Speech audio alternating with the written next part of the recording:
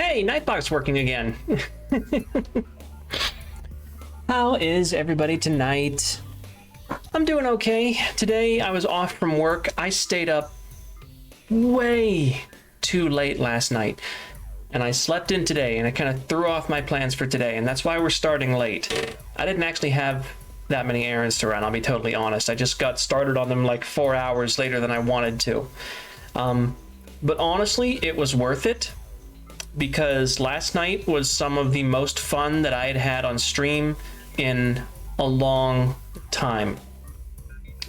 Just 5.5 hours of Risk of Rain 2, and it was great. I got to hang out with Hook and Click and Len, and it was just a wonderful time. So I need to do that more often.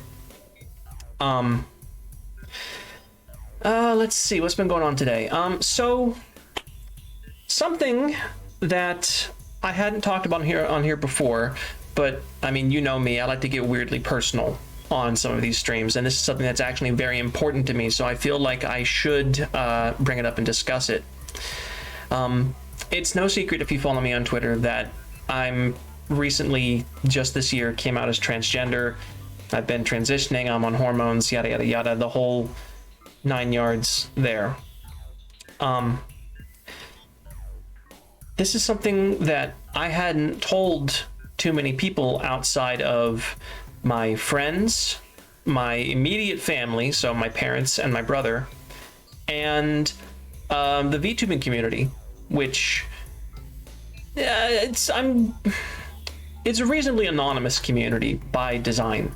So I was out, but I wasn't out super publicly. But October 11th is National Coming Out Day. And my family doesn't use Twitter. My family mostly uses Facebook.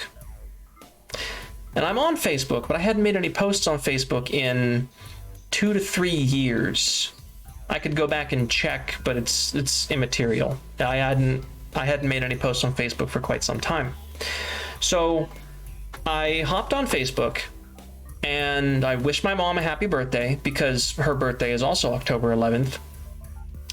And then I decided, you know what? I don't really want to keep this a secret anymore. I mean, I wasn't necessarily trying to keep it a secret. I just hadn't, put it out very publicly outside of VTubing. So I went ahead and just my first post in however many years was, me putting a picture of myself and putting up a little text blurb about how, yada, yada, yada. I had previously come out as genderqueer. Turns out that was inaccurate. I am actually transgender. Here's my new name and pronouns. Put all that out on Facebook. And the outpouring of support that I got from friends that I hadn't seen and family that I hadn't seen for a while brought me to tears, honestly. It was very affirming, and it helped me overcome a lot of the worries that I had about it. So without going into too much detail, my dad's side of my family, he grew up on a farm. He has a lot of brothers and sisters. They all grew up on a farm, and most of them continued to go on to live a semi-rural lifestyle. Not all of them have farms, but a lot of them are very outdoorsy, enjoying hunting and fishing and working outdoors and things of that nature. And with that comes being kind of conservative, just because the right courts that kind of audience and tries to uphold that kind of image of the, we support the working class, the everyman, that kind of thing. So I was kind of worried about what they would think. And conversely, my mom's side of the family, she grew up in the suburbs of Pittsburgh, much more urban, much smaller family, and they're not as conservative politically, but they are a little bit more conservative religiously. So I was also kind of worried about what they were going to think. And the thing that immediately brought this to the forefront of my mind was that earlier this year, I found out that one of my cousins on my dad's side of the family was getting married. And my mom had provided them with the address for my new apartment, and they sent me a little save the date invitation for their wedding. And I mean, of course, I'm happy for her. I really and truly am, but I couldn't help but think, oh no, she doesn't know I'm transitioning. None of that side of the family, aside from my father and one of my uncles by complete accident, knows that I'm transitioning. How are they going to take this? So, I mean, of course, I was very worried. But it turns out that I didn't really have to be, honestly, because after that post, and all the my friends that regularly use Facebook came out, and they were responding with all kinds of love and support, and saying that I did really good on my makeup, and that the dress I picked out looked really lovely, and all of that, and at least one Star Trek meme. And if you know Star Trek, I'm sure you know the one I'm thinking of. Ah, Curzon, my beloved old friend. Actually, I'm Jadiza now.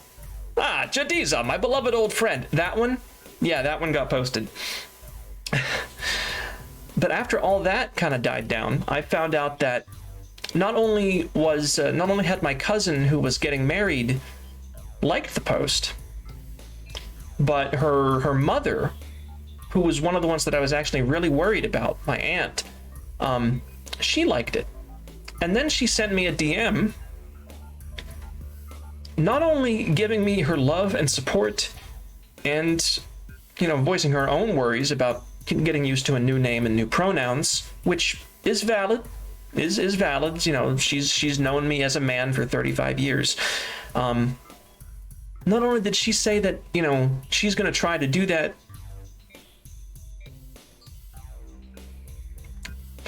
she invited me to the bridal shower. Like, I am not equipped to deal with this. I am fully not equipped to deal with this. I'm still processing it, and every time I load up Facebook just to check on people, because I'm trying to reconnect with friends and family that don't use Twitter. I've been kind of isolating myself, not intentionally, but it's something I gotta fix. Every time I load it up, I go back to my page, and it's the last thing I posted on Facebook, and I look at it, and I just look at the comments, and I keep getting more people that I haven't seen in years find this post and then like it and leave comments of love and support. And I'm just like, my God, why was I ever worried? And it's just, it makes me feel really good. It makes me feel really good. And I know none of them are ever going to see this video. And I know we're here for the haha funny bug game. But I just felt like I had to bring this up and talk about it, because it really affected me a lot. So I have that to look forward to. I don't even know what you do at a bridal shower. I have to figure this out before sometime in the spring. But it was just a really good experience, and it just kind of cemented in my mind that I have more of a support network than I realize. Because there are people that I only knew in passing through work before I moved to a new store. Customers that I was like, oh, hey, we both like Marvel movies. Here, look me up on Facebook. I post Doctor Strange memes occasionally. People like that came out to offer really heartfelt support. and family members that I was worried about how they would react just come out and just be like, I mean, not all of them were like super supportive, but the worst I got was just, you know, I don't understand this, but I support you in living your life the way that you need to feel good about yourself. And I think that that's fair, you know? To my knowledge, I'm the first person in my family that is openly LGBT of any stripe. So it's something, I mean, and I mean, I'm sure there's probably more, but I'm the first person that I know of that is open about it and out. So we're all kind of figuring this out together, myself included. And to know that they actually support me in this means so much.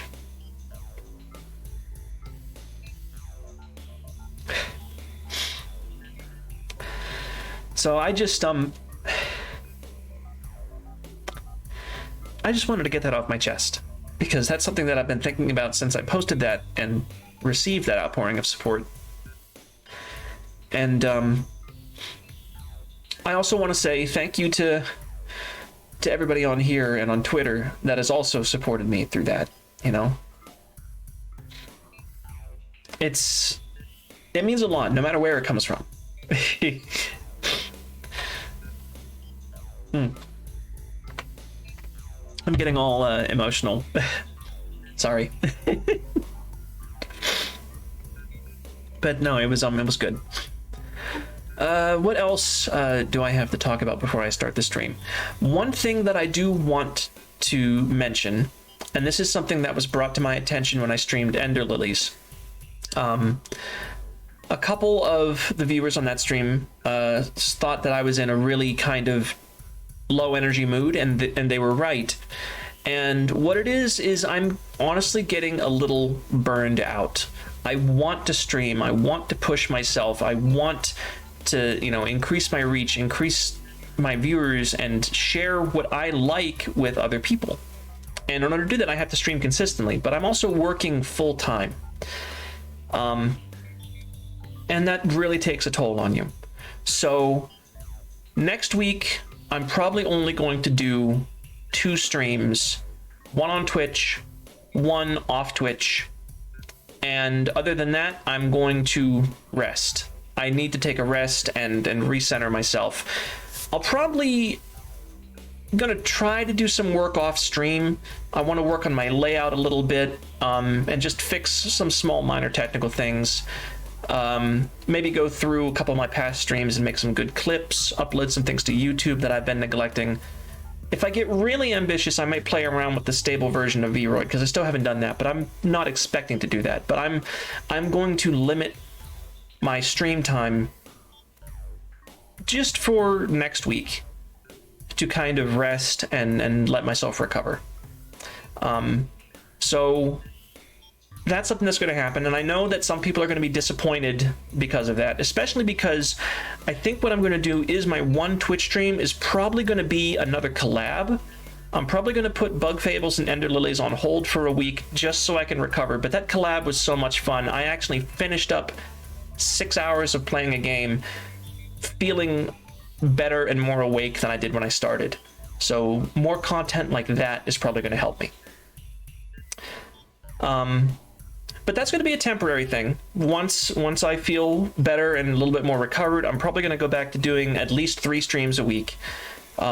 Maybe 4 if I can. No promises there, but I like putting myself out there, and I like talking to people and sharing these things that I enjoy. So I'm just going to let myself recover, and I'm going to try to get back to it after that. So, you know, you'll see more of that when I put my schedule out on Sunday. Other than that, really the only thing I have to talk about is something that I'm probably going to talk about while I play the game, and that is just some really interesting content on YouTube that I stumbled upon that not a whole lot of people have seen, and I think a few people would be interested in.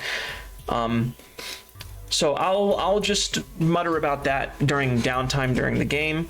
I'm going to go ahead and get started. Thank you for listening to me ramble. Okay, welcome back to Bug Game. I don't remember what we were doing last time. Oh wait, no, side quests. We were doing side quests. So let me check my quest guide and figure out where we were. Okay, we need to stay at an inn at some point. So I got lost books, that's working on. I finished up the bad books. False Monarch kicked my ass. I could try Tidal Worm. Peacock Spider. Vise request I can do now that I have access to Metal Island. And there's a few other ones here. So I think what I'm going to do, I'm going to start with Vise request, because that's a long trading chain, but we have all the pieces. Go back to the inn in the Termite Kingdom. Oh, okay, yeah. I'll do that, because I don't think I stayed at that one. Okay. So we'll pop back to the Termite Kingdom and rest at the inn there. And then I'm going to do Vise request first, just so I can get it done, and maybe I'll luck out and I'll get a new skill for Vi that'll help with Tidal Worm. But that's where we're going to start. Okay, so Termite Kingdom. That's this one, right? Yes, Forsaken Lands.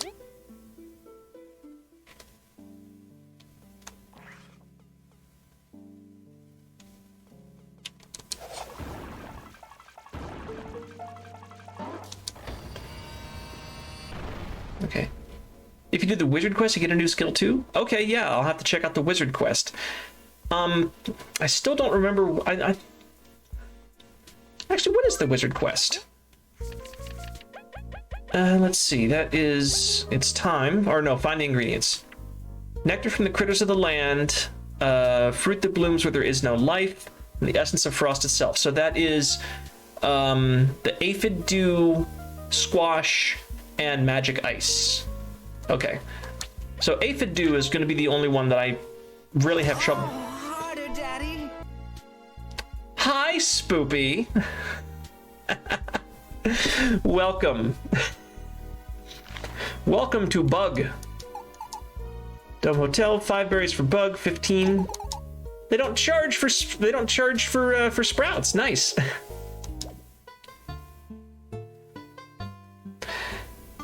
How are you doing tonight, Spoops?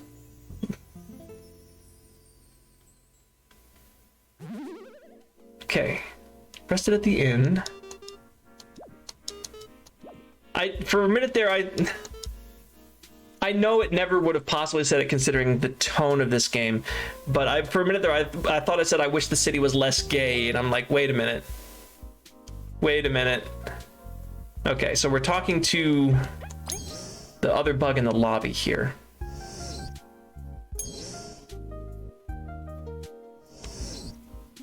Hey, buddy. This service could be so much better. Can I do anything else? You seem familiar. Have we met before? Never seen a termite before coming here, so... Oh, you're from that sign at the inn. Oh, pardon me, the inn? Oh, could you mean the inn in Defiant Root? Oh, right! You do bear a heavy resemblance. He didn't take the sign down? That guy. Why'd you come here? Doesn't seem much cooler. I wanted to offer a genuine, warm inn experience in this kingdom. But a lot of tourists want something different, like an apartment. Ironically, many come to enjoy our gray skies, so business struggles. I've set a colleague to run it for me, and it's like I'm not even needed. I want to go back. Doesn't seem like you're happy here, and you're missed there. And if you allow me to intrude, missed a lot. You're right. I really was a fool. I had everything I ever wanted, and I left it for this whim of mine. I've heard the Ant Kingdom's doing escorts. I think I'll take the first trip back. We'll see you back at Defiant Root, maybe. He's going to be jolly. Hey, nice. Playing FF11, being old school as fuck. Okay, Spoopy. I want you to understand something. If you say old school to me, you have to understand it's not going to mean the same thing as old school to you. When Final Fantasy XI came out, I'm pretty sure I was old enough to drink. You say old school and Final Fantasy to me, and my first thought goes to, oh, right, the Super Nintendo ones.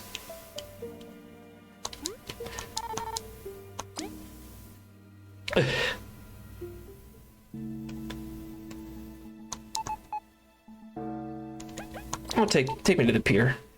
8 berries is easy. The game came out in 2002. Okay, no, I wasn't old enough to drink, but I was finishing high school. So it's not that old school. Wait, don't I have a quest to fight water striders? That's Metal Island. Oh, I have that pedal. I just haven't turned it in. It's in Defiant Root. Next alleys. Okay, I got to report to them as well. Flower and something shocking. Striders, yes. Okay, so 10 striders. I got Bug Me Not on. Let's take that off, because I think I actually have to kill them. And I got 1 point to throw into something. I don't think I really have anything good for 1 point.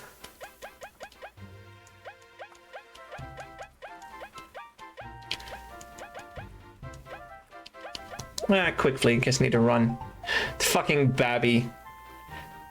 FF11 is old enough to drink? Yeah, that's true. FF11 is old enough to drink now. Alright, let's fight some water striders. Oh, cool, lily pads. Are we fighting on top of the sub? No, but the sub is there. We'll take it. Okay, time to remember how bug game works.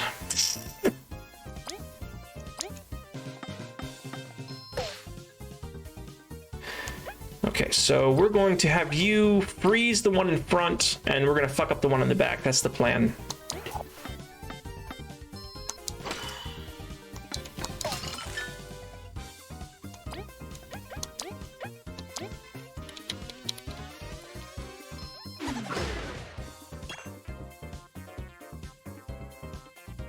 All right, you're going to attack the one in front. Never mind. Okay, so he's still frozen. Good. Let's see if we can take out the one in the back first. Let's see. Tornado toss. Yeah, we'll tornado toss. It's cheap.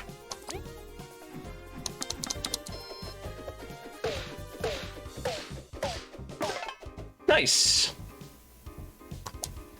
And then you can Rigid Coffin him, which will hopefully kill him. If not, it'll at least freeze him.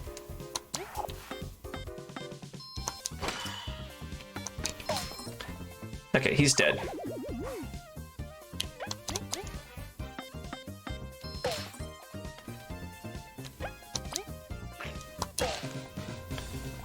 Nice, nice, nice. Okay, cool.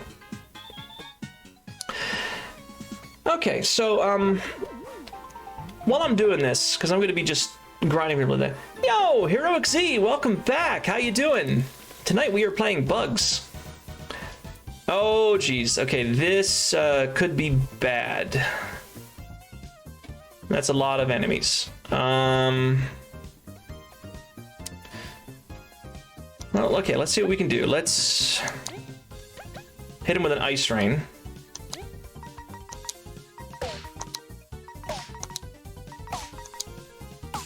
Nice. And then we'll hit him.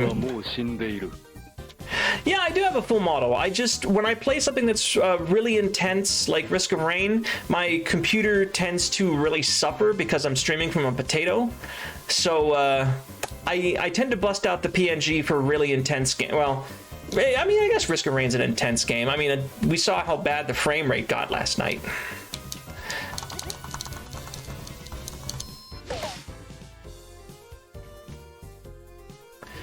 Okay, so this one's gonna die. And then the sprout's going to take out the one on the front. I don't think the GPU is what's bottlenecking me. I think actually it's my processor itself that's bottlenecking me. The GPU did help. Like, I didn't have to turn Risk of Rain's graphics down in order to stream it. But I'm pretty sure that the actual bottleneck for being able to run my model is my CPU, not my GPU.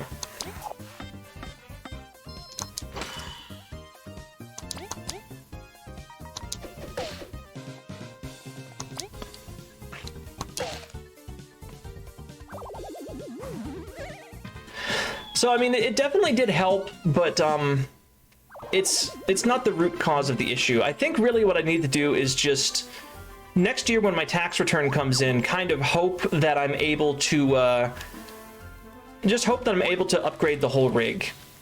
But you know what? It's fine. Oh, wait a minute. I need to actually rest at an inn.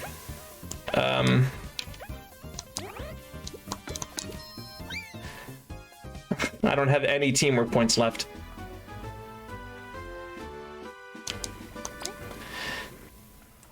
Yours is a RAM issue? Yeah, that's also something that happens a lot. Is there an inn here?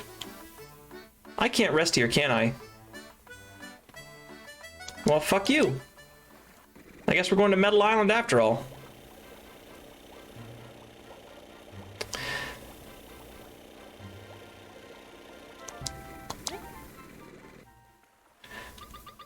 But yeah, it's not bad. It's just something I have to take care of, especially if I want to start streaming newer and more intense games, and I do.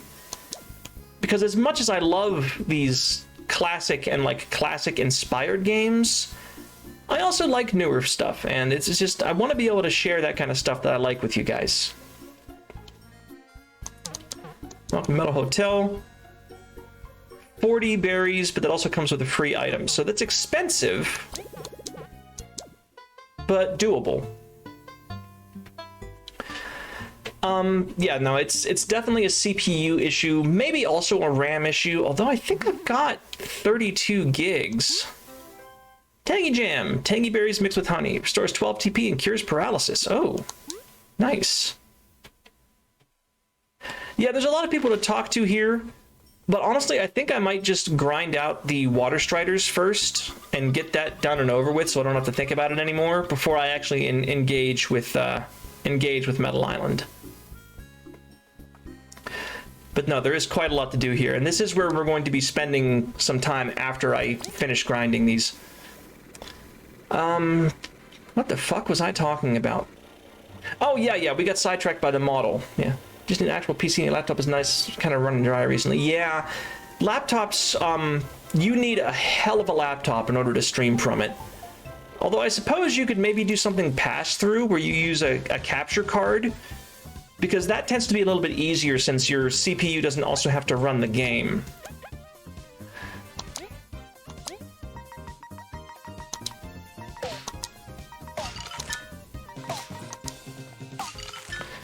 Okay. Not give yourself hand or nut cancer from the sheer heat. Yeah. Well, I mean, even if it's a laptop, you could still put it on a desk. Although I suppose that wouldn't help the hand cancer.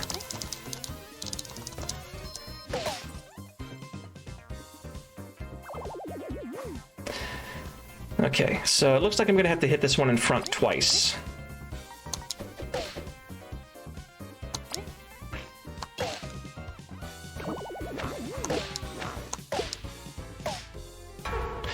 Laptop in college, I got so hot when playing WoW, we're into the WSD keys. Yeah.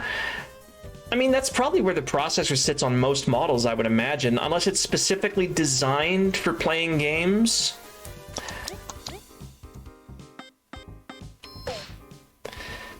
When you have the money, you get a PC setup. I recommend it, honestly. Unless you need the portability of a laptop, I would recommend a PC over a laptop any day of the week.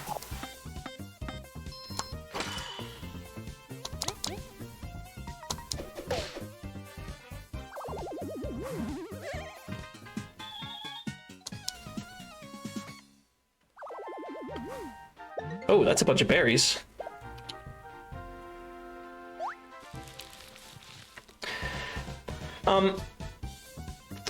But man, I said it's built for both gaming and work, and it barely did either job. Yeah, that's the thing. I bought a little cheap laptop a while ago, and I literally only bought it to run a web browser and read PDFs. I bought it specifically so that I could play online Dungeons and Dragons with my friends. And I wanted something portable because I would often go over to my girlfriend's house at the time because we were both in the same campaign. So we could sit in the same room and she would be on her computer and I would be on my laptop and we could play in the same game. It barely even did that. So like, I don't know if it was just a bad model or if I was expecting too much out of an admittedly budget laptop, but it just, I don't know. I probably should have saved up some money and got something better. Did I take off? Oh, I did take off the life drain from him. I have the what you call it, the recovery. Warhammer 40k Dark Tide closed beta this weekend, but I might give my key to my buddy who's more excited about it. Hasn't gotten the key yet. Make sure you check and see if you can transfer keys. Make sure and see if the key is transferable, because if not, that might become a ban for both of you. You did? Oh, okay. If it's transferable, then yeah, go nuts. Dark Tide. That's the one that's in like the Hive City, right? Because I was kind of vaguely interested in that because it looked kind of like a horde shooter type, but you know, 40k.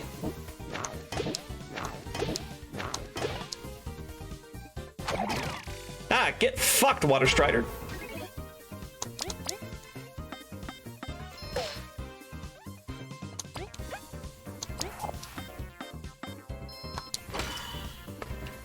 Okay, he's got 8 hit points left, so we need to do some more damage.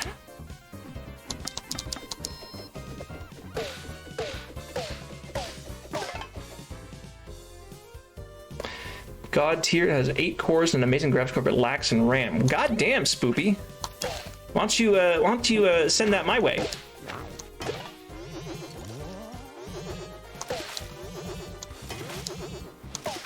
Ouch. Lol, it's a laptop. You gonna man the Ogren? I don't even remember what the other ones were. Is there a Psyker? Is there a Psyker in that? Because I would main the Psyker and just, you know, burn my team to death. Ogren, Psyker, Zealot, and Veteran. Yep, okay, Psyker main.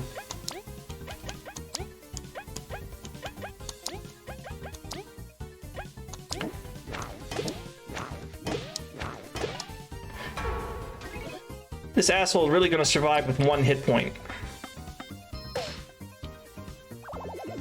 With subclasses to come. Okay, color me interested.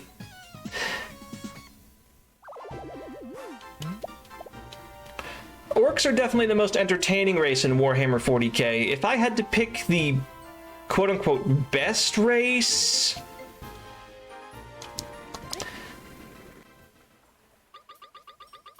I don't know, let's...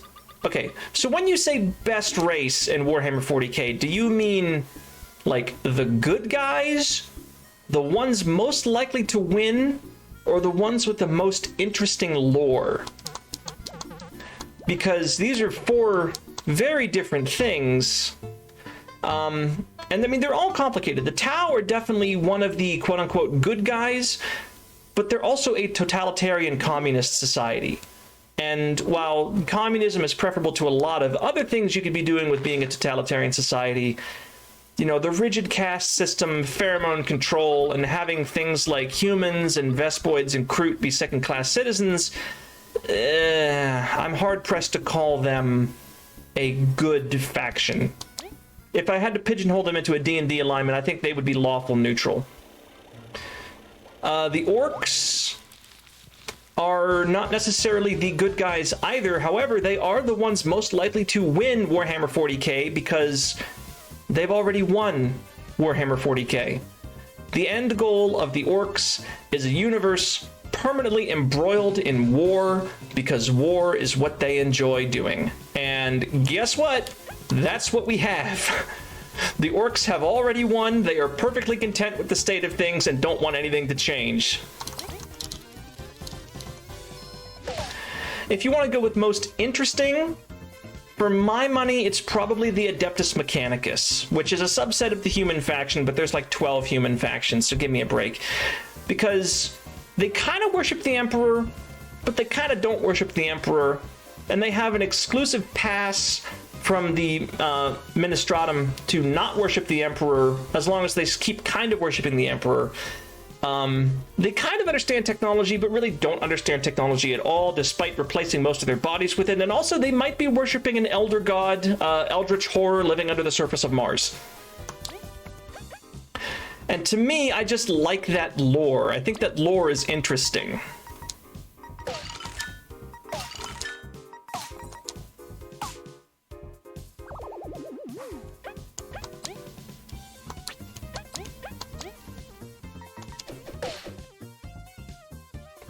Yeah, a Tech Priest in Darktide would be amazing. Tech Priest might actually overthrow Psyker for my favorite.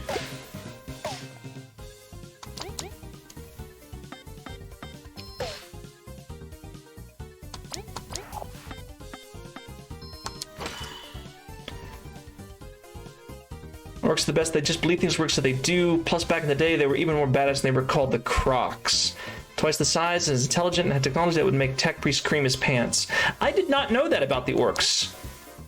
I mean, I knew the whole Gestalt psychic field thing. I'm probably mispronouncing that. Please, no one get angry at me. I knew the whole psychic thing where they psychically make their technology work where it really shouldn't. That's kind of a neat idea, and it's a way to make a quote-unquote dumb faction actually be able to compete, which is wonderful. But I did not know about the thing with the Crocs. That is actually an interesting bit of lore, and I may have to look into that. They were made by the old gods to fight the Necrons. That I did know. Tech priests do not love advanced technology. Anything that's not from an STC is heresy. This is true, but also consider, you know, the idea of advanced technology compared to where we are now. STCs are advanced technology. The things that they employ, and also the weapons that they employ, are higher tech compared to the other human factions. They're not using xenotech, but the stuff that the AdMech has access to outstrips the Imperial Guard and is probably on par with the Space Marines and the Inquisition, I would say. But then again, I'm not super into 40k lore. Oh yeah, if you meant xenotech, no, the fucking Tau and Necrons blow them out of the water.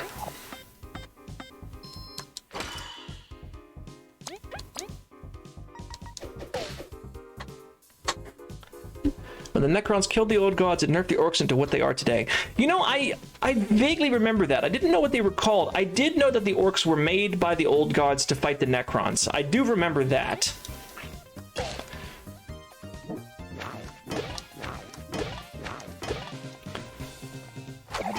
That's what I'm talking about.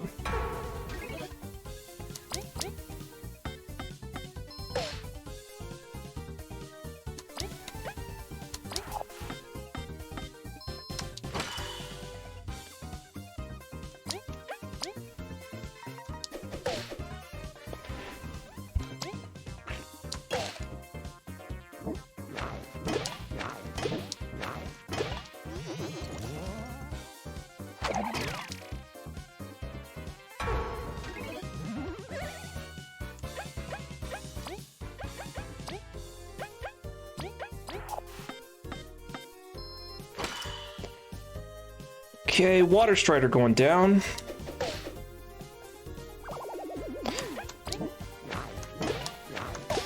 Ah!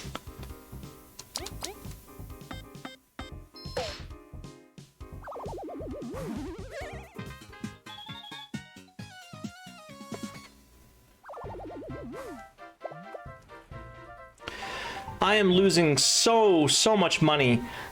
I'm losing so much money by going back every 2 fights. I need to kill a third. And that'll put us at 7, I think. I'm good on TP. I'm actually pretty good on stuff. Tau, we made a plasma gun that won't kill the user. Admech. Fucking heresy. Oh boy, this is perfect. 2 for 1. Okay, time to go all out.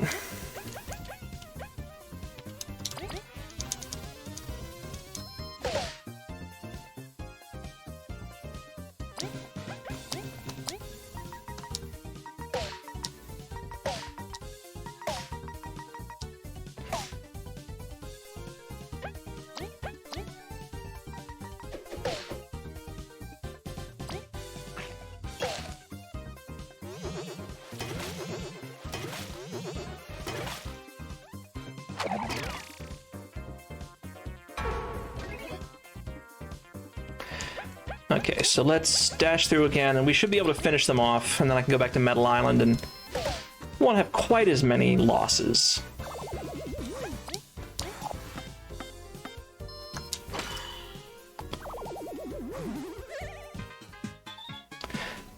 Okay, so that's... actually, no, I miscounted before. I think that's 6. Spoopy redeemed head pat. Oh, well, let me get the Metal Island here, and I will get those head pats going. Uno momento, por favor. Ah, no! Stop that! Whatever the fuck you're doing, BC Face, stop it. Bah. A small head pat. Now, is that even attached? I can't tell. Yes, okay. It's kind of attached. Just a small head pad. Okay, there's a tunnel on middle. Oh, so I can take the tunnel here. If I open it up, I can take the tunnel back to the Ant Kingdom. Okay.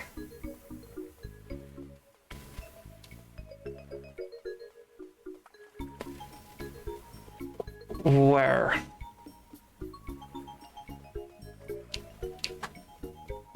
Whoop.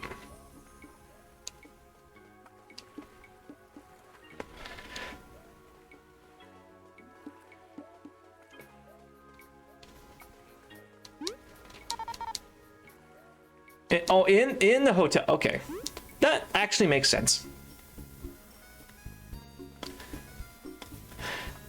Anyways, yeah, like 40K. Oh, that's cards. It must be down here. Yep, here we go. Okay, cool. So we're gonna 100 berries. Okay. Well, it's worth it for this. I can always grind money later. But no, I was never super into Warhammer 40K, at least not the tabletop. I find the fiction, the setting, fascinating. And I have played some of the role-playing games before. I was in a Dark Heresy game, which was a lot of fun. And I also was very briefly in a Deathwatch game.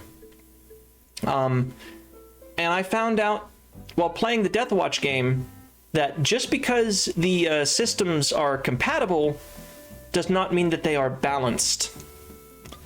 I got permission from the GM for that game. Oh, hello? Oh, you're one of the termites. Okay. So he wants to turn this into a grand hotel.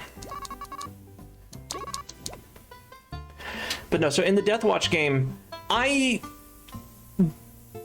do have a house. Fuck. Well, okay, I get free honey out of the deal.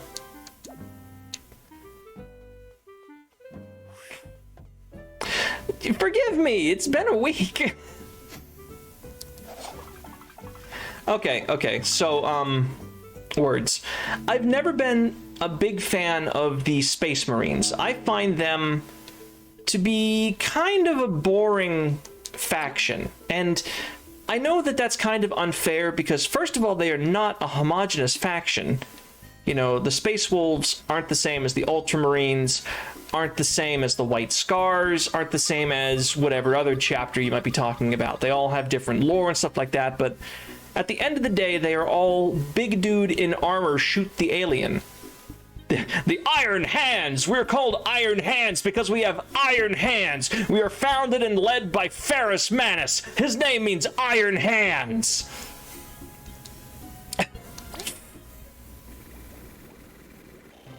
But it's just, I never liked the Space Marines that much. Oh, lovely! Okay, cool. But,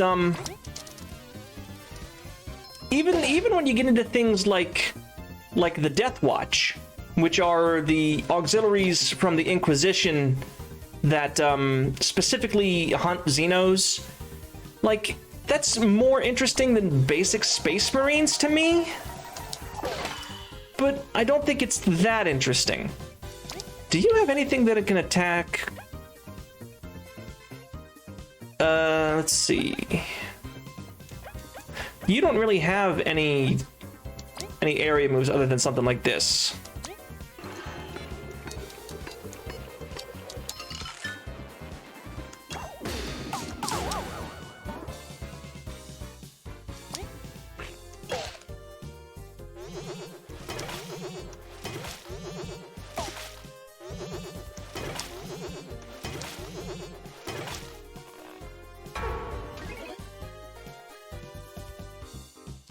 Oh shit, I made them attack twice. Well...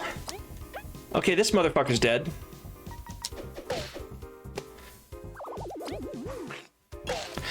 Anyway, so I was in this Death Watch game. And... I didn't want to play a Space Marine. I did not like the Space Marines, as much as I like the greater Warhammer 40k lore. And so I talked with the GM because I had an idea. And I had a character who was a psyker in a Dark Heresy game, right? And if you're not familiar, Dark Heresy has a rule set they call Ascension, which is basically your previously disposable pawns of the Inquisition actually did good and advanced. So I was like, okay, so the Death Watch is an Inquisition organization, and they ended up kind of getting away from the Xeno thing for a little bit because they were investigating what they thought was a Xeno cult. Turns out it was a Chaos cult.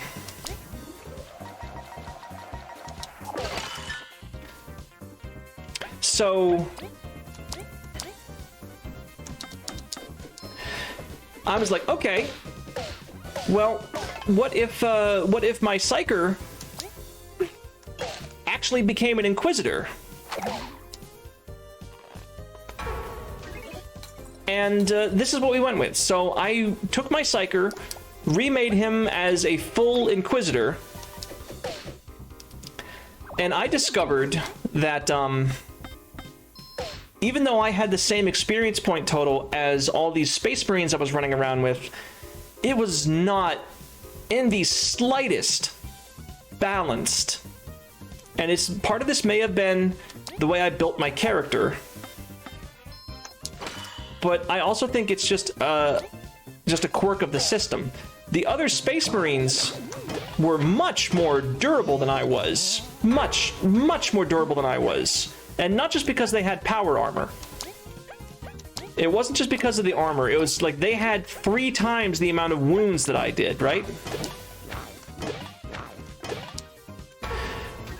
But I was also strong enough offensively that I would routinely take out enemies on the level of Chaos Space Marines with a single psychic power.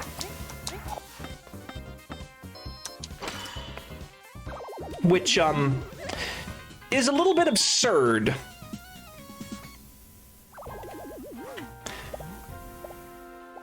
Okay, I'm gonna go rest again at my house this time. But yeah, that was my experience with the Warhammer 40k role-playing games. And I'm also a fan of the video games. Use the company. Azari coming in here with the oh, I can't dig from this area. Well, never mind. Azari coming in with the good ideas. See, now this is why in our relationship, Azari has the brains and I have the fat ass. Love you, sweetie.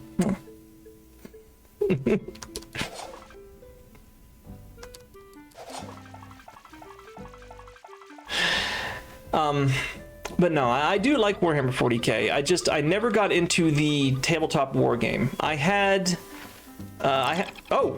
that's not the right way to go. I had a small skirmish level squadron of Chaos Marines. I played like 2 or 3 skirmish games against Azari, as a matter of fact, and I lost every single one. And yes, I was playing Thousand Suns, which may have contributed to my failure. Apparently the Thousand Suns are not very good. I don't know. I don't into war games. All I knew was that they were cool Egypt-themed guys, and they shot really, really good. And I could have a badass sorcerer as my commander. That's all I remember. So the war game, not for me. This doesn't track how many of these things I've killed, does it? No. Okay, but I think I'm up to 9, so I think I just have 1 more. Oh, the bestiary does. Let's see, bestiary.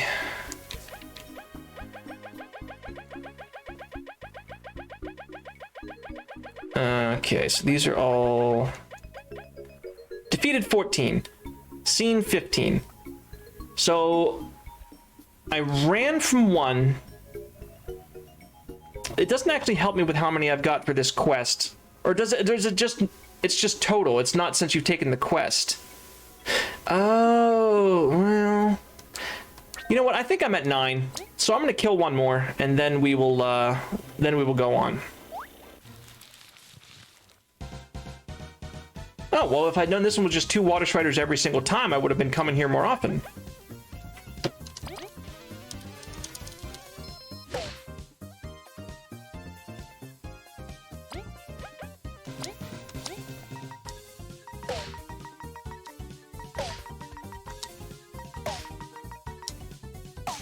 Ah.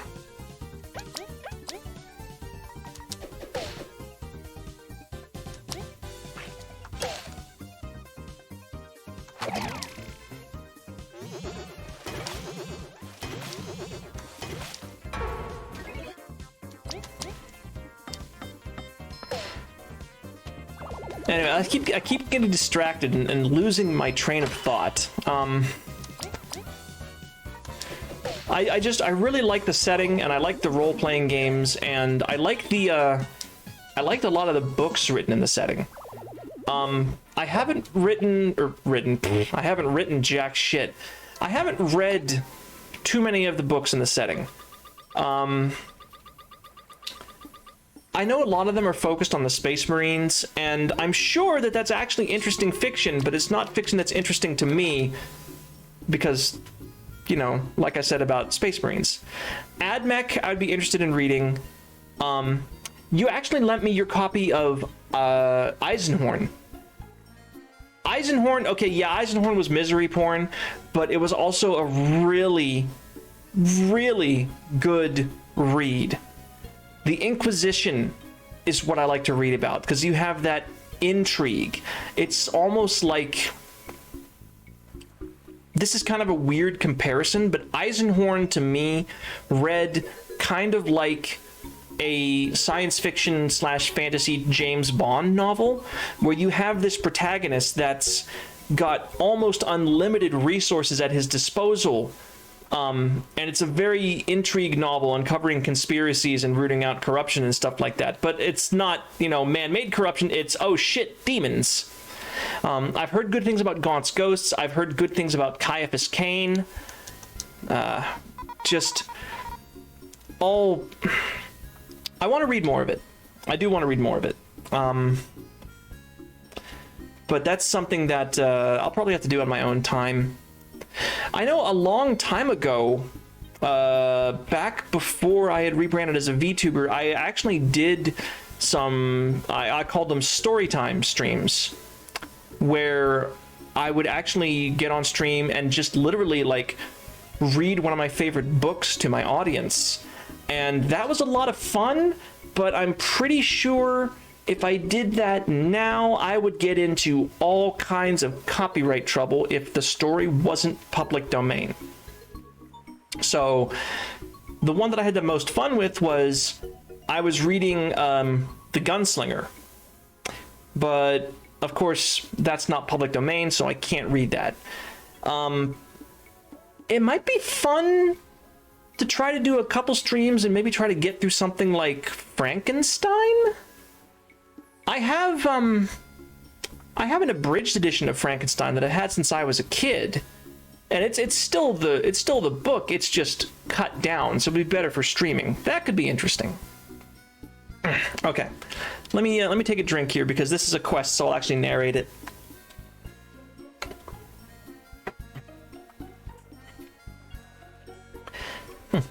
Hey, are you the Lost Sister's sister? I have some tact, Vi. Pardon her. We're explorers who took your request. I get it now. Thank you. So, what happened exactly? My sis is super strong and brave. She's always taking care of me. I saw her taking a walk with this wasp. I trust her, so I didn't get worried. But she hasn't come back. She must have been kidnapped. How did a wasp make it here? This place hasn't been a target at all. It matters not. We have someone to rescue. I overheard them mention the Wasp Kingdom. They've got to be near it. It's my turn to be brave for Sis. I'll meet you in the far grasslands entrance. Wait, you're going too? We'll be right there. Please be careful. Yeah, we'll be there in 2 to 3 hours. Hello? Yar, landlubbers! Scurby's here. Got some high-quality tangy berries straight from the eastern lands. It's 40 berries for each. Want some? Nah, mate. Nah, mate. Fuck off, mate. Don't want them, mate. Now, shiver me timbers. These are really rare and not found anywhere else. Well, your loss. Fuck you. I've cooked with those before. Eat my ass. Okay, so you're... Okay, buy the songs. Good. Spicy tea, burley tea. Okay. That's just shop. You have quests. Help me get it back. Yeah, okay, we'll take that. Alright. Meeting board. Hello? Hello, I've got the coolest merch of all. Hey, this must be the place. Oh, yeah. Okay, I remember that. If you sell any toys, we demand you show them to us. Oh, what a cute little trio. This one's just for you all. Well, it's no Bug Ranger merchandise, but... Oh, shut it, Kabu. It's perfect. How much is it? Oh, this is an exotic toy that took 4 moons to weave using rare materials from the eastern border. It's at half price today for 400 berries. Fuck you! What a fucking tourist trap. This is why you don't buy anything when you actually get to the beach.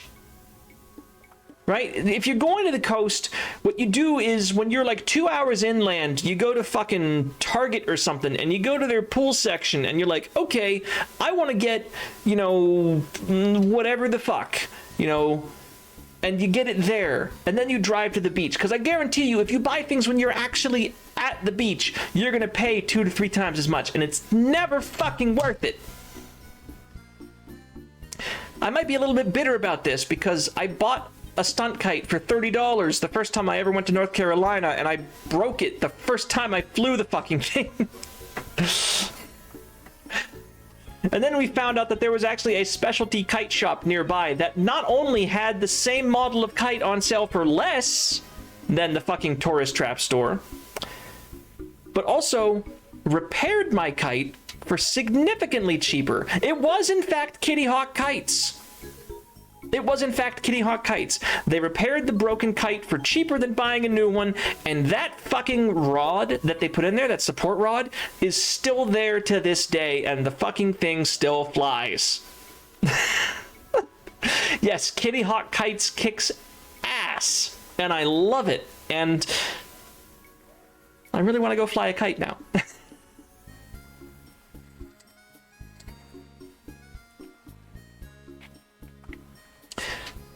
You know, if I ever go back to Penzik, which is the medieval reenactment that I go to, if I ever go back there, I'm actually going to bring my kite with me. Is it medieval? No, not the model I have, but there might be enough breeze to get it up in the air, and if there is, I think that would be fun.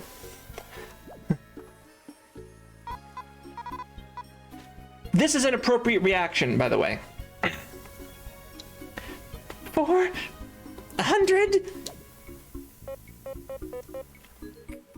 Why? You've got, anything more accessible?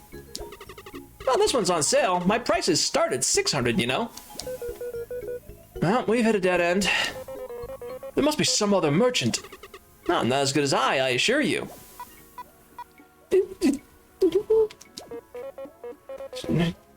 You tried, Vi. It's going to be okay. We'll figure something out. I'll take it. Here, 400 berries. Just take them before I regret it.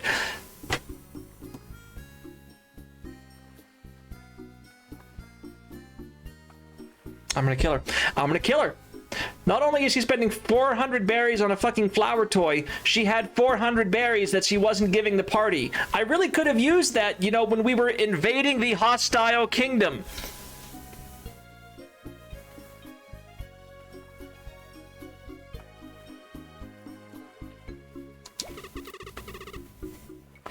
This is one purchase you won't regret.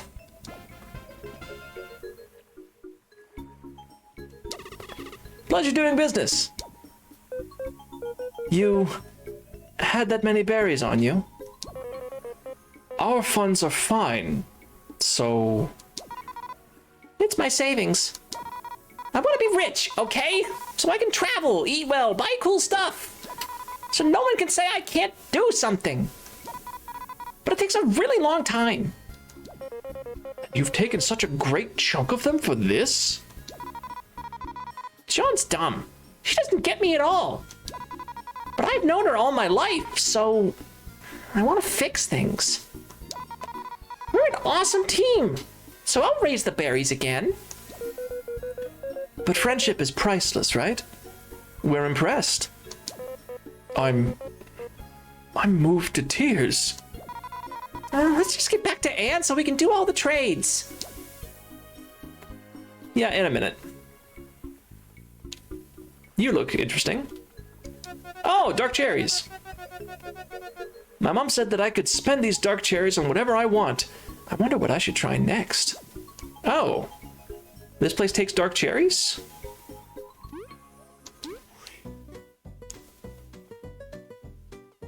Oh, you're a sushi chef. I think he's just a rich weirdo. Oh, okay. Everyone on this island always goes on about the rare cherries. But here I am, pondering how they would taste mixed with other rare berries, or even rare seeds.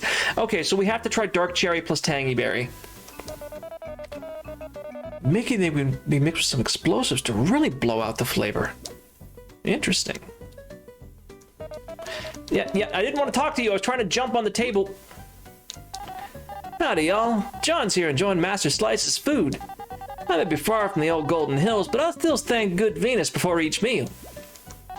Fuck off! I'm done talking to you. I came all the way here to make it big in the tournament. They're saying I'm missing a boss card? Hello? My Spooter card's legit. All a conspiracy, I tell you. Everybody trying to keep Jerry down. Time to eat the rage away.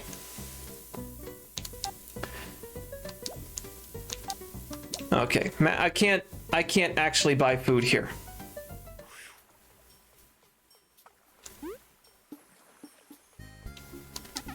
Incredible. Amazing. I'm so lucky to have lived until today. Someone's happy. Who wouldn't after eating Master Slice's food? That's pretty good. It's only natural, having taught 5-star stuff such as cut. Now I can blog his recipes for the common folk. Won't he get upset? None can cook like me anyways, is what he said. And he's probably not wrong. I've collected many recipes while blogging. If you want any, I can share them with you. For a price. It's always for a price. You're talking? Okay, so he can give me recipes I've missed. That's kind of neat. Oh, it's my first time here on Metal Island. I never thought I'd see the day. Everything is great. To Mothington X, who dreamed of making this haven a reality.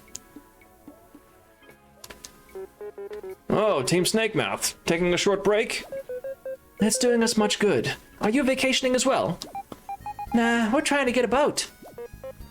A boat? What for? There's more to Meadow Lake than this resort. We've heard of a powerful monster lies hidden in a nearby island's cave. Anyone who's gone after it ended up missing. Whoa, as if lakes weren't bad enough already. Thanks. We'll keep it in mind while traveling. If you find a boat, please be safe. Well, that we will. If you find a boat, be safe as well. Okay, that's the peacock spider, I think. Dark and tangy makes a good item. I'll have to keep that in mind. My dude, you look high as fuck. Hello? Can I interest you in some wares? Right now, I have this fancy trinket for sale. That'd be 10 berries. That's a steal. Oh, thank you. Here it is. Poison dart. Okay, so he just sells random items for reasonable rates. That's... I probably won't be back to him, but it could be worse. Wasps are attacking. It doesn't really concern me. We pay the guards well here. Yeah, fuck you, buddy.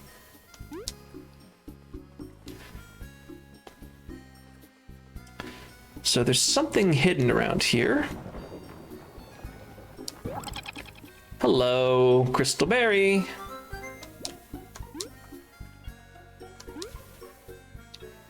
And I think that's probably it for outdoors. Let's check the hotel real quick.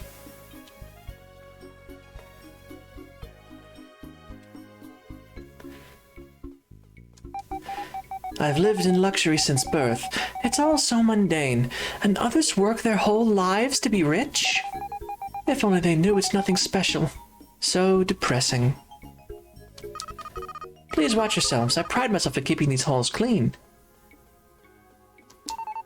I don't know why the Queen wants to make a tunnel here. This is a privately owned island.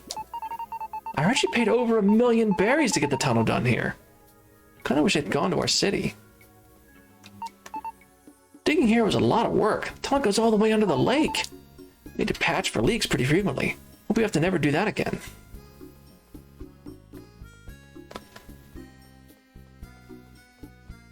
Storage bug.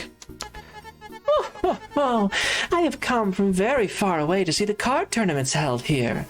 They say you need to prove yourself by defeating the 4 masters to enter. But even before challenging them, you need an invite card from someone who's already defeated them. It's all so alluring, so exclusive. We will not be doing this. Halt. Only those who have proof that they have mastered the way of the cards may enter. Proof? Only those who have defeated all card masters of Bulgaria and obtained the proof of their skill may pass beyond this gate. Begone if you have no proof. Once again, fine sir, eat my ass. All right, so I can dig if I stand here. Wait, that's metals. Wait, that's not the right way either. Fuck.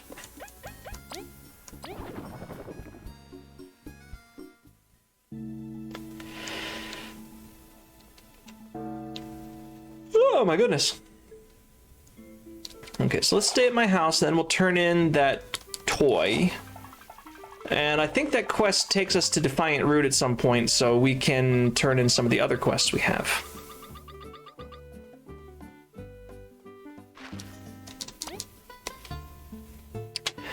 Okay, anyways, I really get into the weeds there talking about Warhammer 40k. The one thing I wanted to mention, I found a YouTube channel, and I mean, some of you are probably familiar with this already, but I found a really neat YouTube channel, and I watched a couple of the videos, and I'm probably going to binge the rest of it in the next few days. I'll be totally honest. It's called Atrocity Guide. And I know that name sounds really, really bad, but the content is actually interesting. It looks into like really dark events in our history, but not like war crime dark. It talks about things like what was it, Dr. John C. Lilly, who had the Dolphin House. Has anybody else here familiar with the story of the Dolphin House? Because it's really interesting in this is a car crash I can't look away from kind of way. It wasn't in her bathtub. It wasn't in her bathtub. They bought a house on the coast of the U.S. Virgin Islands and converted half of it so that seawater flowed through it. They actually made a habitat for dolphins in this house. And I know exactly what it is you're referencing, Azari, and yes, that did actually happen. But the premise of the experiment to try and see if you could communicate with dolphins, I think that line of thinking has merit. Of course, the way that they went around it was horrific. Yeah, it initially did have government funding through NASA, oddly. NASA was involved because they felt that if they could teach a alien but terrestrial species English and communicate with them, then they could maybe communicate with any potential extraterrestrial intelligences they encountered. But if you watch it, it's a really sordid experiment, and it's really weird because Dr. Lilly, the actual experiment that they did was basically he's going to have this one dolphin. Well, there were 3 dolphins actually that were living at the house, but only one of them was trying to be taught English. The other 2 were mostly there as a control, and in case the first dolphin needed some stress relief, they could let him go be with his own kind. And a woman who volunteered, who I believe was named Margaret Howe, but I'm not 100% sure, so don't quote me on that. But what it was they were isolated for 10 weeks in this house. So for 10 weeks, neither of them left, which you could argue is animal cruelty. But first of all, it was the 60s. And second of all, they actually took great pains to make sure that the dolphins were comfortable. They made sure that they had very large enclosures, larger than what SeaWorld provided to their captive dolphins. And it was literal like when I say seawater was flowing through this house, I don't mean like it was being pumped in and filtered or anything like that. I mean, like they built ramps so that at high tide, the water would flow up one ramp into the lower levels of the house and flow out the ramp in the back. So they actually had flowing seawater in this house. The engineering behind it was actually really kind of cool to think about. But they did run into a lot of problems, a lot of very sordid issues. And what Azari is referencing is the fact that the dolphin that they were trying to teach was a male named Peter, who was about 6 years old, which means that he was still in the phase where other dolphins would teach him how to be a dolphin.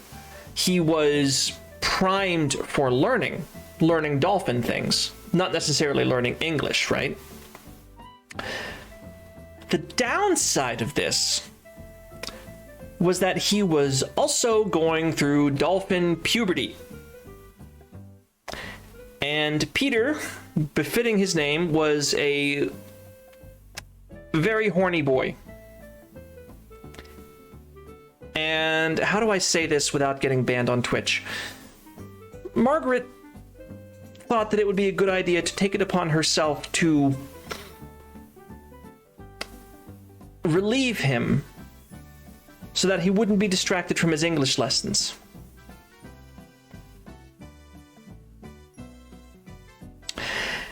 And apparently, she wasn't the only person who engaged in this kind of behavior at the Dolphin House, which I might remind you was funded by NASA and was actually a project that Dr. Lilly and even Margaret actually believed in. Like, after watching this, I don't believe Margaret was a zoophile. I really don't believe Margaret was a zoophile. She was actually trying to teach this dolphin English, and I believe that after spending 10 weeks in isolation with him, it's almost 10 weeks of solitary confinement. Add to this the fact that Dr. Lilly himself was really kind of a weirdo who had one foot in the scientific world and one foot in psychedelics. Dr. Lilly was the guy who invented the sensory deprivation tank, which, if you're not familiar, completely isolates you from the outside world. You're floating in salt water that's heated to body temperature, so you have as little outside stimuli as possible. And if you stay in this for long enough, you will start to vividly dream and hallucinate while awake. And he had a sensory deprivation tank set up on site, and he would go in there and spend hours and hours each day trying to, quote, telepathically help the experiment. He didn't actually interfere with the lessons at all, at least early on, but he was always in the sensory deprivation tank trying to basically send this mental energy to try and communicate with the dolphins that way. And, I mean, sensory deprivation, if you want to hallucinate, it's basically the safest way. But as time went on, he started experimenting with LSD. He gave LSD to the dolphins. In the late 60s, when LSD was much more tightly controlled and he had to give up his supply, he switched to ketamine, which I don't believe he gave to any animals, but he took a terrifying amount of it himself. And he, in his hallucinations, he believed he was talking to a group of 3 spirits called the Earth Coincidence Control Office, which he said was kind of a field office for God, kind of God delegating his control of the universe down to different levels. And this was the one that was that Earth was concerned with, Earth, was the Earth Coincidence Control Office, and they kind of controlled all of our lives from behind the scenes. This is what he believed. And he believed this until the day he died. And it's just, so much stuff came from this, stuff that you didn't think would come from this. And not all of it is sorted. Like, obviously, by our standards today, even just the language part of these experiments were inhumane. Even if Lilly himself actually kept the dolphins' well-being in mind, he actually released most of the dolphins that he'd had in captivity, saying, I can't do this anymore. These animals are obviously intelligent. Just because we can't communicate with them doesn't matter. We shouldn't be doing this to them. And he would release them into the ocean. But things like, I think it's the Marine Mammal Protection Act, the thing that made hunting and capturing marine mammals like dolphins and killer whales illegal. That directly came from his experiments, and not as a, oh god, they're fucking the dolphins reaction, but as a result of what he came up with, saying, you know, these animals are too intelligent to do this to, we can't do this to them ethically. That came from it. Also, the TV show and the movies Flipper, those were directly inspired by some of his experiments about communicating with dolphins, as well as a couple other movies. Like, apparently there's a B movie out there somewhere about a scientist accidentally training a dolphin to assassinate the President of the United States. I'm going to let that one marinate for a minute. But that was something that came from this. Lots of research into sensory deprivation and LSD. And the movie Altered States. I haven't seen it. I'm not too much for like psychedelic cinema. But there was a movie that came out, Altered States, that was directly inspired by all of this. Although more the sensory deprivation side than the dolphin language side. But it's just... someone who actually had very noble intentions and a pretty decent moral code, you know, a code of ethics. And at a time when most people, and Lilly himself came from a neuroscience background where he was literally like cutting into animals' skulls and like sticking needles in their brains as part of neurological experiments. This was Lilly's background. He thought this was inhumane at a time when most other scientists weren't batting their eyes, and actually designed a system whereby you could get these electrodes in without anesthesia and without removing portions of the skull. So it's still inhumane, but it's much, much better than what they were doing, right? And he did that. He was concerned with the well-beings of the animals and really earnestly interested in setting up communication with them. And the fact that everything went so wrong is honestly kind of sad. Can we communicate with dolphins? Fuck if I know. But the fact that someone can have these noble intentions and everything gets so fucked is upsetting. And I mean, you know, it's a cliche, the road to hell is paved with good intentions. Everybody knows that. But still, just to actually see this happening in real life with an experiment, the premise of which sounds interesting and innocent and maybe even cute. You know, can we talk to dolphins? It was a very interesting watch. I did find a super cool toy. Wow, it's so soft, so high quality. Touch this pedal, touch it. Pretty cool, right? You want to trade? Heck yeah, thank you so much. We got the ant doll, delivered to the Bumblebee and Defiant Root. Okay. Please take care of it. It's more expensive than we want to admit. I'll treasure it forever. Now we can bring this toy to our fellow Bumblebee and Defiant Root. And I watched another one of Atrocity Guide's videos. The second one I watched was about a debacle called Bob's Game. And then this is something that, as a gamer, you know, for what that word means anymore, kind of interested me. Because I'm like, I had never heard of this. I was like, you know, whoa, what the fuck is this? And, oh, wait a minute, hang on. That termite's back, I just saw him. So, what Bob's Game was a, I want to focus on this, I don't want to do dialogue. It was a guy named, I want to say Robert Polanski, but I don't think that's right. His name was Robert, and he was an indie game developer.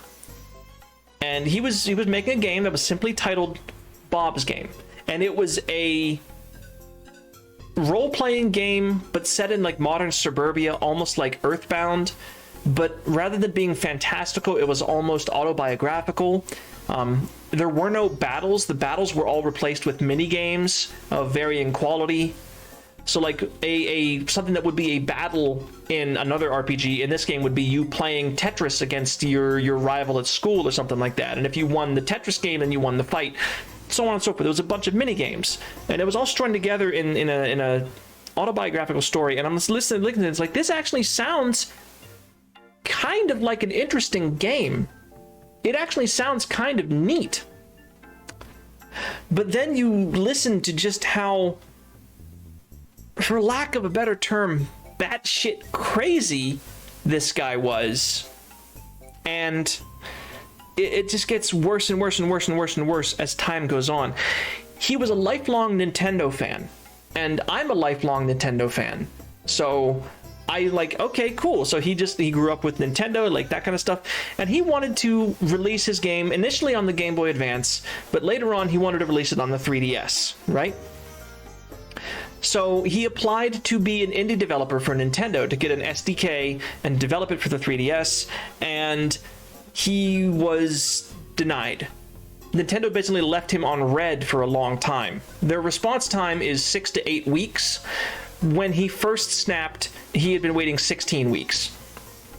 And he decided he wanted to do what he called a Japanese-style sit-in protest, where he locked himself in his room. He locked himself in a single room, barricaded the door, set up a webcam pointed at his computer, and for 100 days just streamed him in his room working on this game. And he did, you know, he let people know about his setup. He said, I have a bed and a shower and a bathroom off camera. And once a week, he had arranged for a friend to bring him food for the week. I'm assuming he had a mini fridge or something in there where he could keep things. And for 100 days, he was streaming this. That was the plan anyways. But during this time, he got increasingly unhinged. And honestly, it's not surprising at all, because he had essentially put himself in solitary confinement with no contact to the outside world, not even a cell phone. He straight up destroyed his cell phone. And admittedly, he said that he had been working on this game for a long time, and even before this protest, he would oftentimes destroy a phone and then focus on the game for like 3 or 4 weeks and completely isolate himself. So this wasn't too different from his normal work ethic, but it was still fucking terrifying. And it ended up with him alternately sending unhinged ranting threats to Nintendo and then sending apologies to Nintendo for his behavior. Like every day he would swap back and forth, back and forth, back and forth. And at one point, about 50 days in, this fucking madman staged his suicide on this. And it was only revealed that he had faked his own death and faked, you know, committing suicide in his, you know, room when somebody called the police, and the police came and broke down the barricaded door. And he talked about it, and he was let off, you know, without any kind of real punishment, although he did have to put out a public statement that, you know, no, this was a hoax. This whole thing was a hoax. I did not, you know, commit suicide, yada, yada, yada. And as it turned out, what it was kind of a viral marketing thing, but not targeted towards consumers, because he did not want to self-publish his game. It was literally viral marketing trying to get Nintendo to pay attention to him. And it just gets worse and worse and worse and worse and worse as time goes on. He started incorporating this protest into the game. He made Nintendo the villains of the game, and his character, not the protagonist, but kind of an omniscient narrator. He believed that this game that he was making was the second coming of Christ. Basically, he was literally developing like a god complex, thinking that the reason Nintendo didn't want to publish his game was because they knew that it would put anything that they had ever made to shame. And it just got worse and worse and worse, and more unhinged and more crazy as time went on.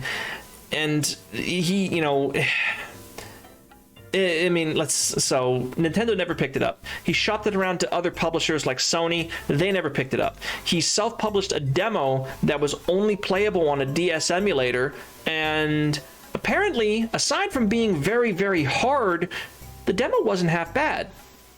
Like, the core concept of the game, the mechanics and whatnot, actually worked okay. And it went on and on and on, and he got involved with some Kickstarters that he had to give the money back from because he raised $10,000, and then after several months there was no development progress, so that got refunded, and so on and so forth. And I think the game actually did... Oh, no, I remember now. The game did release, but here's the catch. This fucking mad lad made his own console to release the game on. And again, this is something where the guy had good intentions, but the execution was so batshit insane that I can't fathom it. Okay, so here's the pitch for his console that he made, right? He called it the ND, which obviously is a play on indie, because he's an indie developer. So the idea for it was like a Game Boy Micro, which was a very short-lived thing. If you're not familiar, don't worry. It was like a smaller Game Boy Advance, except his version had a bigger screen, more processing power, and more buttons. It had 4 face buttons instead of 2, like the Game Boy. And his idea for it was very simple. He was going to have it made by a Chinese company. He was going to have it made cheap, specifically cheap. This was a selling point. The thing retailed for $20, and it came with a copy of his game, which incidentally was just titled Bob's Game. It came with that pre-installed. And the idea behind it was that indie developers could get a software development kit for this game with no application whatsoever. It was open source, available on his website. You just had to download it. And you could make whatever you wanted for this and publish it to a storefront on it. And I don't know if there was any kind of quality control or like content control. I'm assuming not, or very minimal, because one of the taglines is anybody can make games for it, even Americans. That was the motto for it. You can tell this guy had a bit of a chip on his shoulder at this point. And the business model was very simple. The company, outside of updating the SDK, provided basically zero support for anything. But the takeaway from this is that the developer kept 90% of the profits of their game. And hearing all this, it's like, you know what? That's not that bad. There's a lot of indie games out there that were self-published and available for free or very cheap that I wouldn't mind taking with me in my pocket, you know? I mean, imagine having Cave Story on this thing back in the day, or something like fucking Undertale, you know? But of course, this never got off the ground. This never got off the ground. And currently, I believe it is the only way to actually play Bob's Game, is to get one of these things. And I don't think they're available anymore. But just, it was a passion project from one dude who, when he started the game, had no experience in programming, no experience in art, no experience in music, and yet made the entire game from the ground up himself, with the exception of the spriting program that he used, which was made by a friend as part of a college project. And looking at the game, like, to look at it, it actually looks like a decent indie game. The music is serviceable. It's not anything super unique. You know, it's not Undertale levels of leitmotifs within leitmotifs within leitmotifs, but it sounds like video game music. It's kind of catchy. The graphics are sprite-based, but they're very detailed. They're very good-looking. The mechanics, I thought, of having minigames instead of battles was interesting. The story, of course, is completely batshit at this point, because Shigeru Miyamoto is literally the antagonist, literally the villain that you defeat at the end of the game is Shigeru Miyamoto. And it just kept, it's just snowballing, like you said, Azari. It just keeps getting worse and worse and worse the more you think about it. And again, like a train wreck, you can't look away. So this is the kind of content that I've been consuming today and will likely continue to consume. So if you want to, the channel is called Atrocity Guide on YouTube. So I'd recommend you check it out yourself. If you don't want to check it out, I'm going to keep watching it, and I will probably talk about some of the stuff. If I find something particularly interesting, I'll probably talk about it the next time I stream. I need to shut the fuck up and play the game. I just had to get this off my chest, because it's some of the most interesting and insane things that I've seen recently. Oh, okay. Oh, my friends, welcome to T&Ws. You're getting a special deal from us, 7 berries a night. We're actually just passing by right now. We're always open. Cool. I thought that dialogue was going to be a little bit more involved. I would have done that first. But go back. Fuck!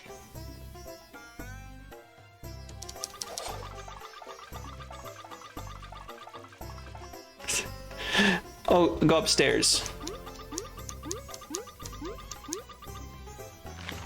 Oh, lore book.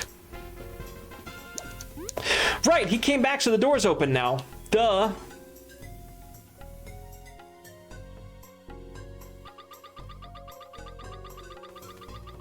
Okay, I gotta deliver this pedal, and then I think there's something else I have to do here as well.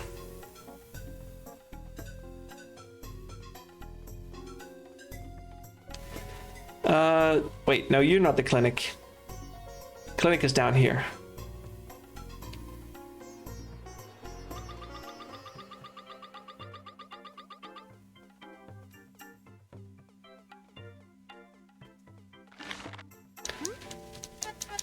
Oh, it's you, kind lad. Have you found the soapy petal in Snake Mouth Den? Yes. Oh, that silky white petal, you did it! Easy peasy. We can feel magic within it. It's sure to be what you need. Oh, how can I ever repay you? There's no need. Stop! Your help was priceless. I hope this humble reward is enough. Ah, another HP core. That's not bad. I mean, it's cool, but is it enough? Don't be like that, Vi. No, she's right. Your help really was priceless. She's always like that. Don't worry. Oh, nonsense. Here, have just a little extra. Ah, not bad. Darn. Unbelievable. Thank you, Asao. We hope your research goes well. Me too. For the sake of all bugs out there. Huh? What's this? Is there an issue? I think this petal's got some seeds in it. They're super tiny, see? I'll try planting a Sophie here, too. That should save explorers a lot of trouble. It's gonna grow great. You're super kind. Well, let's toast to that. All right, cool. Let's see what else we got. Let's do that. Working on that. That's Metal Island. Okay, so I gotta go back to you in the Bee Kingdom. That's Flower and a Garrick Shroom. And that's Ant City. Okay. I can do the Flower and a Garrick Shroom right now.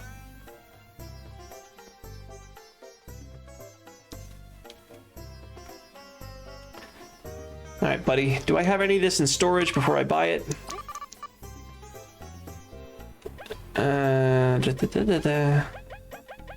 I'll just keep that out there. Okay. Oh, I can't take any more. Okay.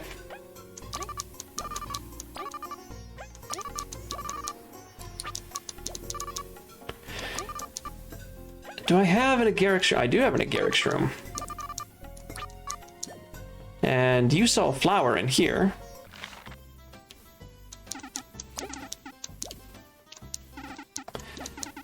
Okay, cook with 2 ingredients. Bag of flour, Garrick Shroom. Let's see what we got.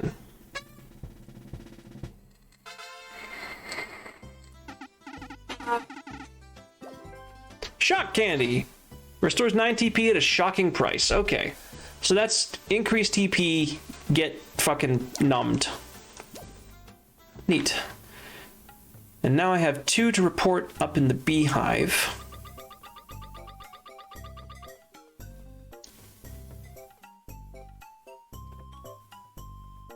Which is over here. Come on.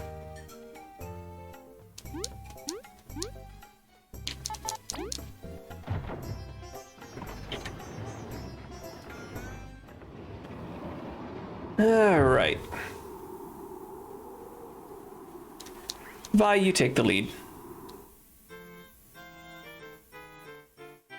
So I don't really remember who I had to give the one thing to.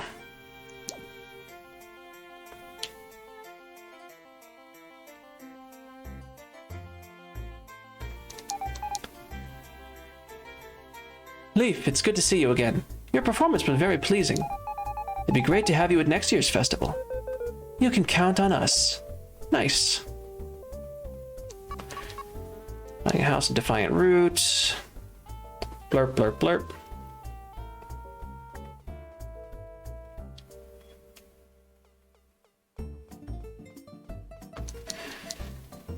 Okay. Have some honey on us. Nice.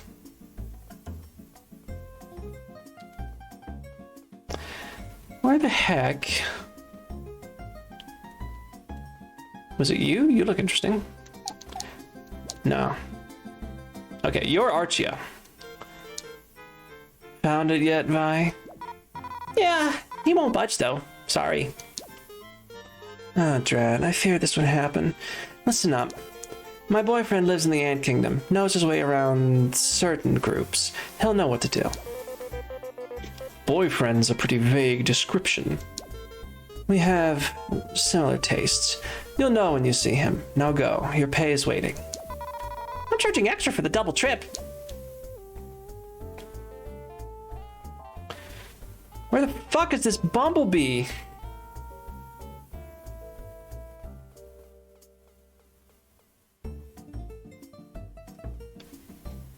I wish there was some way to, you know, tell where I gotta go.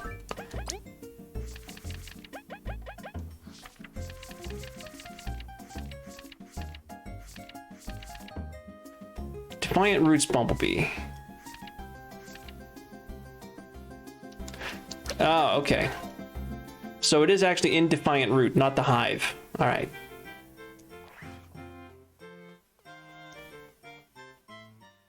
If I'd actually sat down and read the quest, I would have known that.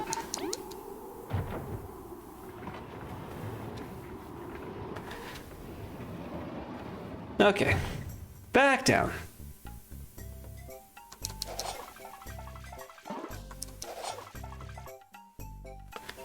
So this guy wants some nice cloth, which is going to be up here.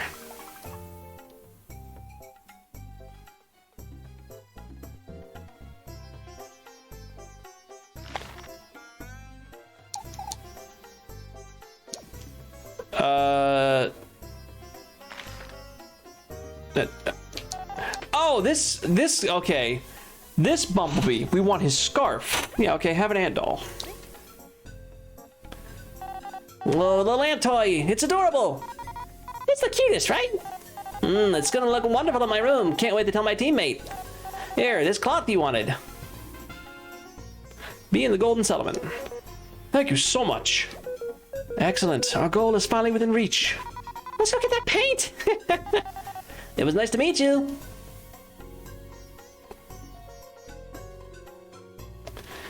All right, Golden Settlement time.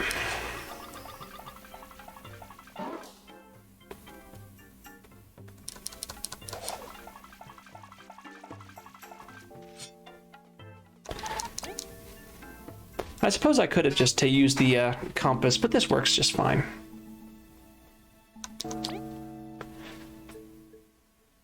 All right, back to the Golden Settlement.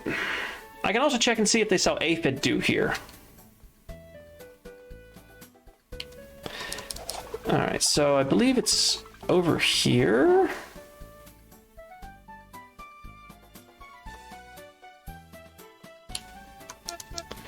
Yeah, I got the cloth for you, buddy. Oh, yes, feel it. So soft. The patterns flow through me. I'm glad you liked it. Time for your end of the deal. In a hurry, aren't you? You should appreciate art a bit more. Indeed, or at least John's. Whose side are you on? But I won't delay you. I'm very grateful after all. Here. Red paint. I hope she likes your gift. Me too. Okay, Vi, I forgive you for earlier. This whole quest line's actually really sweet. Okay, shop. Aphid egg, aphid dew. All right, cool. Okay, so I got aphid dew, I've got everything I need, so I can stop by that tower as well. I guess this is just gonna be a side quest episode. I was hoping to eventually get to the main quest, but it seems like this is just gonna carry on for a while.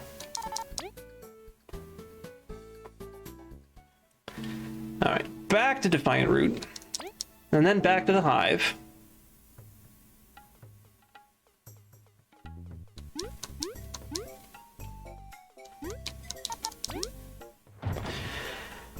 Oh my goodness.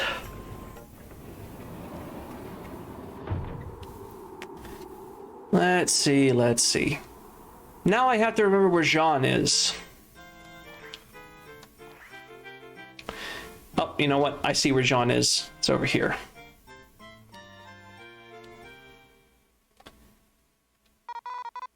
Can you two wait here? Are you sure you don't need backup? We've got your back. It's okay. I think I gotta do it myself. Just wait a bit. Vi, I didn't expect you to come back. It seems I wasn't clear enough during our last exchange. You've hurt me deeply, I'm busy, and someone uncaring like you... Mother of all bees, that's... some super premium golden settlement red paint! Gone and gotten it to rub your riches in my face? Nope. Just gonna leave it here. I'm sorry, Jean. I hope your painting comes out good. I'll get going now. Wait just a moment. Yeah? Red paint is off season, and hugely requested as it is. I know you didn't just walk into a store for it. Why make an effort after I've gone and shouted at you? I mean, I would have done it faster if you'd have just been nice and asked. I am sorry. I said that you draw like a weevil. And all that other stuff. You weren't believing me. So I had to go everywhere for the darn paint. Violet. But if I can say something, you were mean to me too. I had dreams and you stomped all over them. I'm doing great. I've gone to many places and beat up huge monsters. If you had any faith in me, I could have done it sooner. I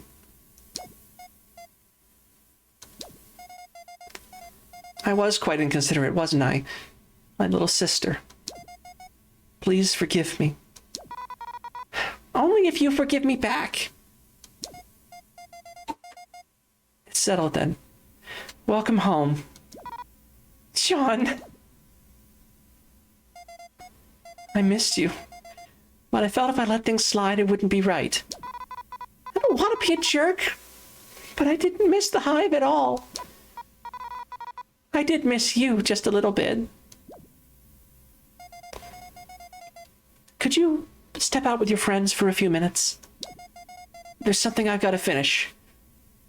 And then I want to show you. Oh, okay. I'll go tell them. It's going to be a picture of Vi, and I am going to break down crying on stream. Are you okay? Yeah. Let's go back in whenever. That's a relief. Let's meet your sister properly then.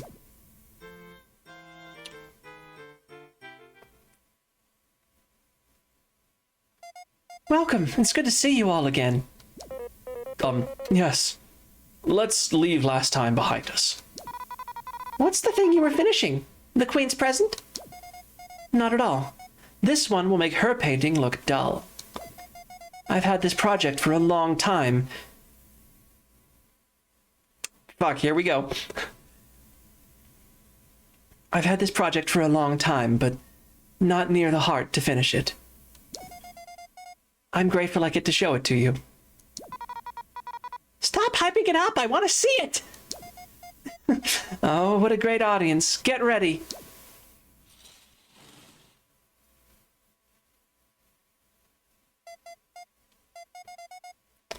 I call this a bond thicker than honey. Its beauty moves you to tears. Sean! You really are the best artist in the hive. And you its best explorer. Let's not fight again, all right? Never. We can now use sharing stash in battle. Yay. Yep. I'm a little misty-eyed, I'm not gonna lie. Fucking bugs, man. They move me to tears. Alright.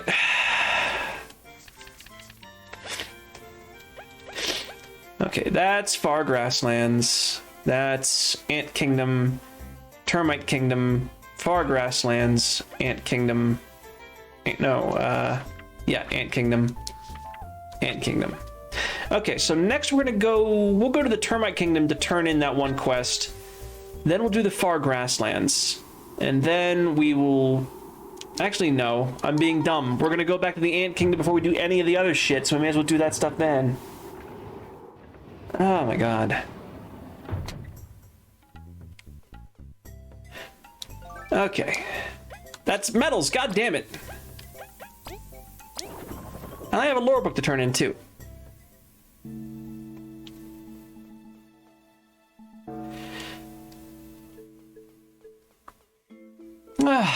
Sleepy. Oh yeah, I got a lore book. Do I have any discoveries? 42 instead of 39. Yes. Crystal berry, nice. All right, so I want to go to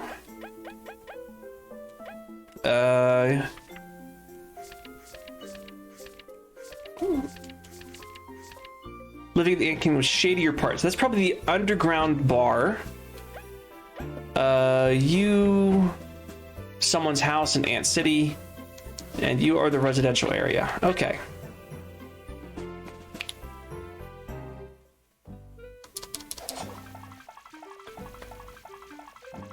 Alrighty.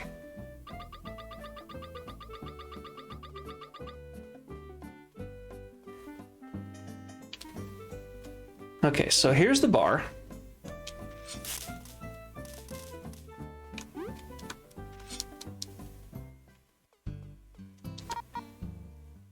Hey, Reed. Vi, what do you want? Are you Arsha's boyfriend? Yes, I am. What is that to you? Looking for trouble, Chubby? We're doing a request for her. She asked us to get the blackest paint. But the guy that has it doesn't want anything to do with us. Oh, I see. I know she wants the paint, but I really didn't want her to get involved with that guy. I may be a tough guy, but she's my soft spot. Wouldn't want her to get into trouble. But since you're going in her place, I suppose I could assist you. I used to know the guy, but we had a falling out, so I couldn't get the paint from him anyway. He'd probably do something horrible to me if I went by myself, but he still owes me a favor from long ago. So here, give this to him. Shady note. You shouldn't read it if you know what's good for you. Don't you dare open that. It contains sensitive info, for his eyes only. Just give that to him and don't ask questions. He'll give you the paint. You know, just saying that makes us even more curious. Leaf? Don't. Alright? Wouldn't want to never be able to sleep again knowing something could happen to us. Listen, just do this and everything will end without issues. I can trust you with that, can't I, Vi? Yeah, I know, Reed. Just leave it to me. Good. This is so shady.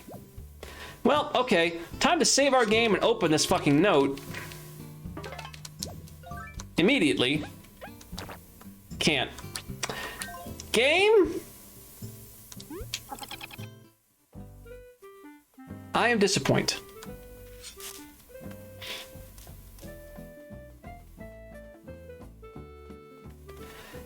Okay, residential area. Got 2 quests to turn in over here, probably. Took my request, huh? Well, I suppose you know what to do then. Striders, the scourge of the seas. You see, I used to love the sea, till one of them took at my eye, that is. Ouch. Now I just want my revenge, but I have no way of fighting them. So please, go in my place, give him my anger. Are you sure we need to beat them? Yes, beat 10 of them, that should teach them. They're all over Metal Lake, so you'll need a way to go through the water. Your reward is here waiting for me when the task is done. Go now. Sounds like an easy job. Let's do it. Ah, that's it. I can feel it. You beat them all, haven't you? Yeah, now for the reward. Sure. Here you go. Lore book. Cool. I already feel much better. Maybe I'll sleep well tonight at least. Thank you. I won't forget what you did. And now we're looking for what's his face with the mask. I think he's up top here.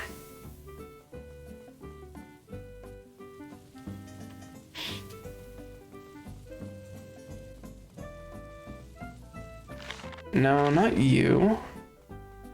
Where is this guy?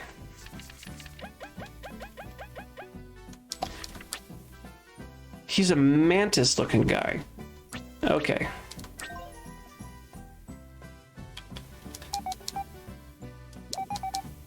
All right. Oh, there you are. Who are you guys? Team Snake Mouth, ready to work. Oh, you're explorers? You saw my post? You could say that. Could you tell us all you know? Sure. Look, it's super simple. The bandits stole my friend's mask. They've got to be at their hideout, but I can't beat them alone. I need your backup. Wait, you're going? Yes, I can't run from this. Do you have an explorer permit? No. You should probably stay behind then. I refuse. Besides, if they see me with you, they'll just think you're escorting me. Please, I can fight. I'm just really shy. Such thirst for justice. You can't be seriously falling for that. Come with us, brave lad, but stay behind our formation. Oh, boy. All right, let's go to their hideout then. Oh god, you're coming with us now? Okay. Do I have any other quests I gotta take care of right now? Okay, that's Forgotten Grasslands. That's Termite Kingdom, Forgotten Grasslands. All right, I guess we're going back the Defiant route. Actually, no, I think I can... Eh? Eh?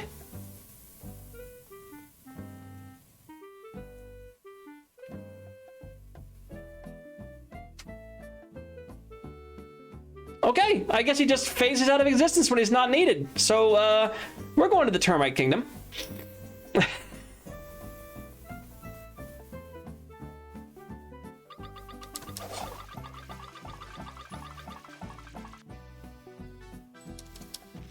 Go faster.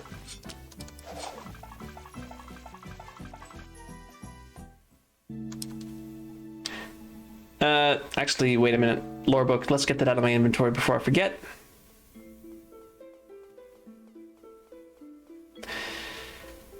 I kind of wish there was a way to move a little bit quicker without doing the dash move. Honestly, like this walk isn't awful, but it could stand to be a little bit quicker, but the dash is just a little hard to control. So I kind of wish that there was like a happy medium. But nah, it's not so bad. It's doable, but eh.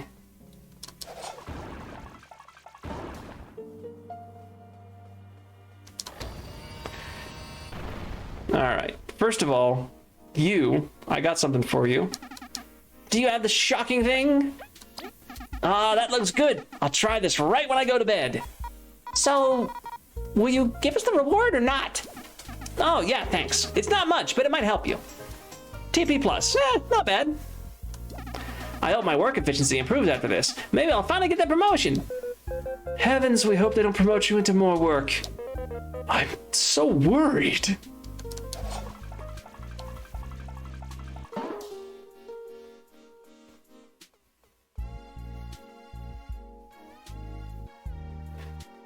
All right, motherfucker.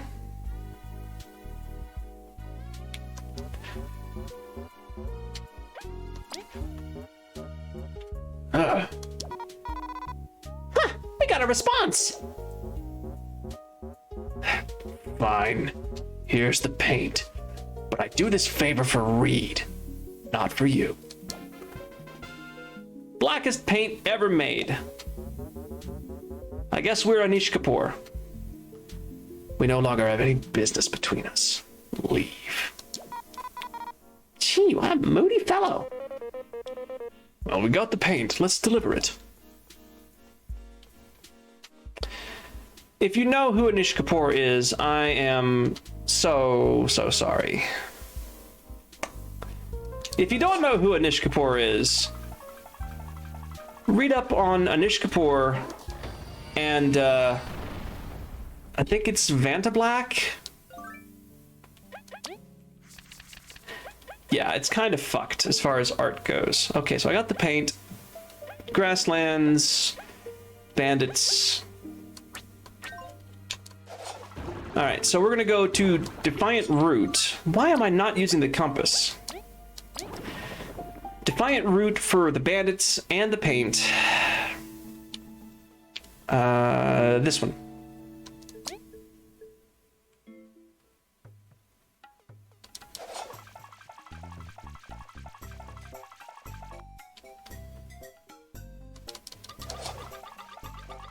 Whoops. Sorry, ma'am. Alright, where is the fucking thing? Yeet.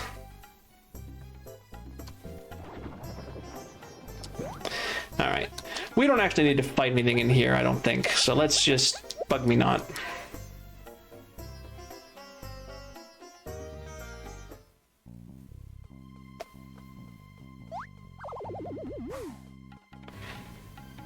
So I guess I gotta go to the front entrance.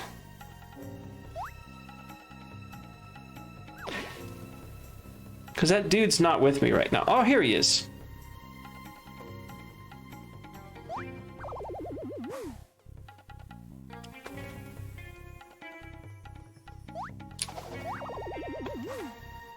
Congratulations, you idiot.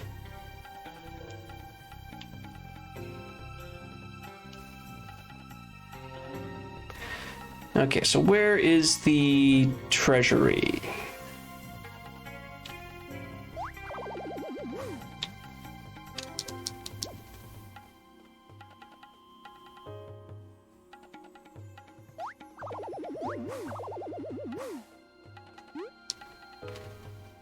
I get another free squash here if I wanted.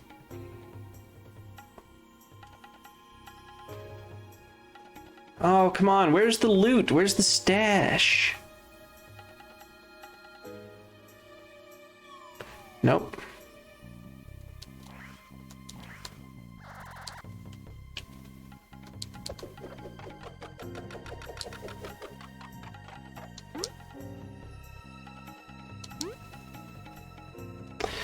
Using the hold beamerang now is actually pretty awkward.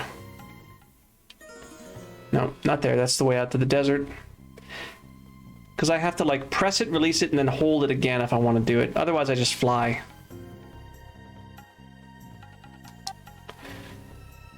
Unprepared moth was spotted near the sand pits. He carried quite a few berries. Although I truly pitied him, the funds will let us get through this month smoothly. The flowers bloomed in our garden. Our hideout comes closer to becoming a home. I was shown mercy today. Mercy I have not shown others. I need to think. I've left the hideout in charge of my trusted advisor, but I'll return.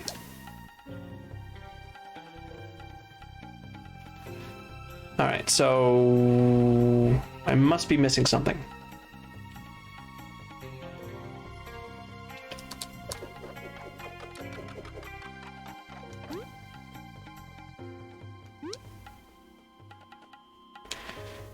Let's go, let's go. Fuck you, you die.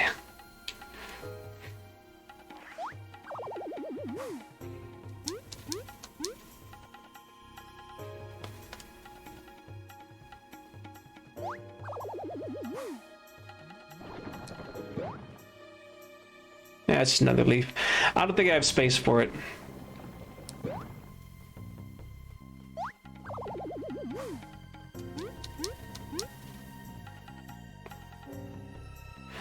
Yeah, here we are.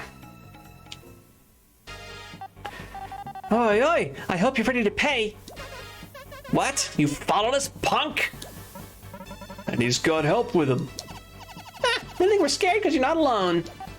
You're only brave when you pick on others. This is fair game. Shut up. Aren't those the ones that fought the boss? That's perfect. We'll beat these punks up and get a reward. Your boss will be most disappointed in you, I'm sure. You sure about that one, Kabu? Whatever, let's go! Yeah! And as expected, he's not actually fighting with us.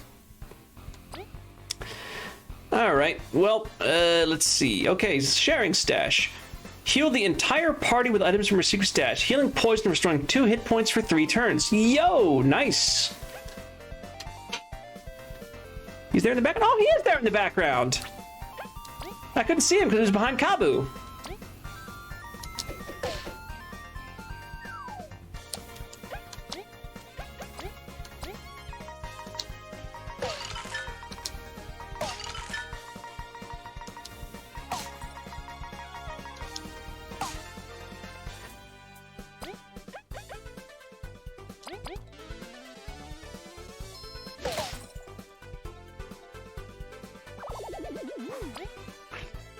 Chomp.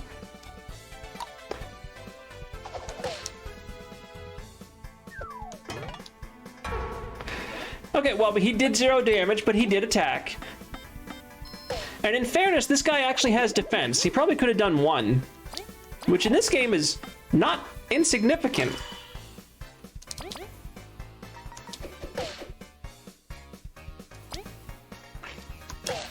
So, props on him for actually fighting. Did not expect that.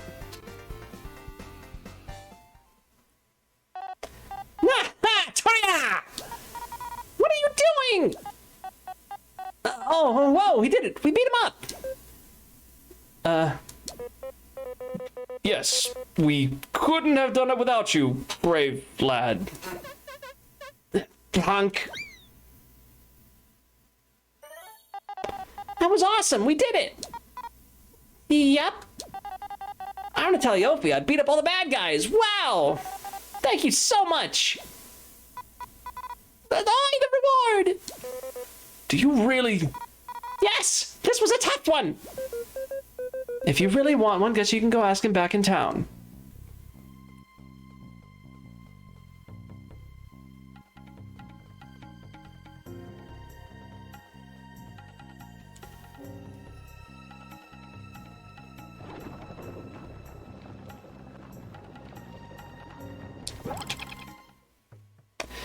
Okay, next stop, the Hive.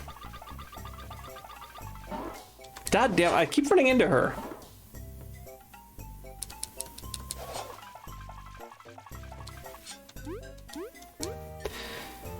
Alright, I got the blackest paint for you.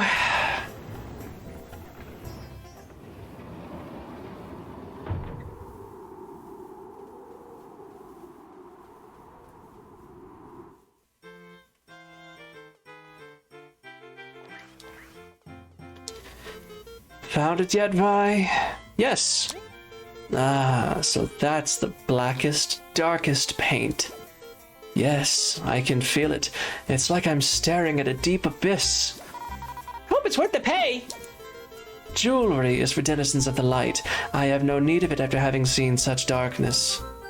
Hey, that's not that great, actually. Seems like a fair trade. The brightest object for the darkest one. Soon, Jean's art reign will be over, and Arceus will begin. Yeah, I doubt that. I'm just glad we didn't end up in trouble for this. I did get the red paint for Jean. Unfortunately, you were out getting applesauce. I goddamn near broke down crying.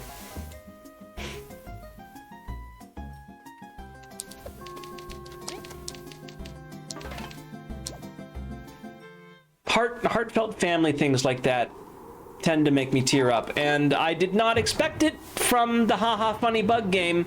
You know, haha BOC, haha secret honey, but no, it legitimately made me tear up. That's how Vi got or Vi actually got shared stash, so now I have a party heal. Okay, and grasslands, Ant City. Okay. So we'll go to the Ant City, stay at our house, talk to that guy, and then go to the grasslands.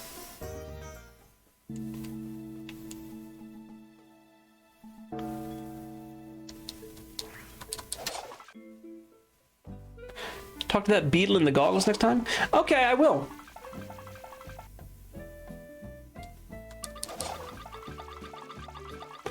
I can't believe there's still stuff hidden on this screen that I haven't found.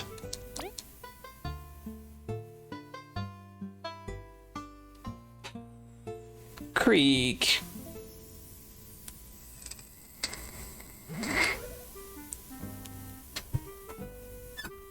And it creaks again when I lean back again. I need to replace this chair. Okay, far grasslands.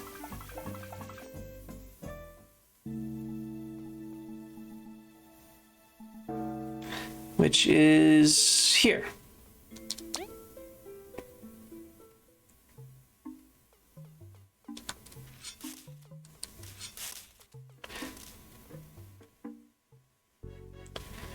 So, Wizard Tower, and then the Wasp Kingdom.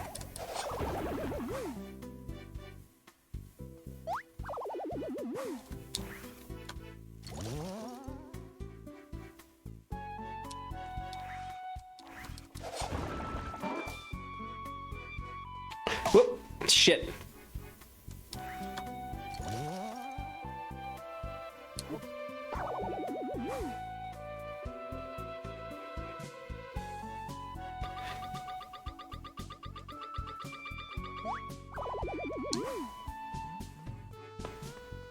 I don't even know if I'm going the right way to the Wizard's Tower again. Ah. Have a good night, Azari. I think I'm only gonna go for maybe one more hour. But yeah, thank you for hanging out. Okay. Wizard's Tower, I'm pretty sure it's over here. I'm pretty sure... How do I get... Oh, right, I remember. This is, over here. There's a, shroom.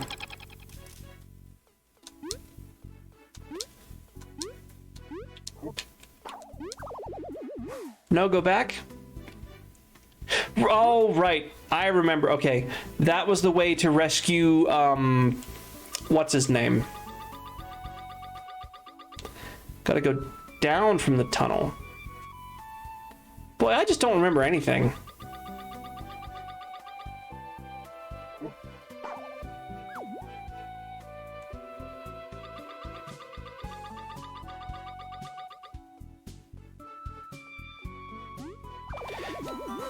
Oh, there's just a fucking crystal berry sitting here. Okay.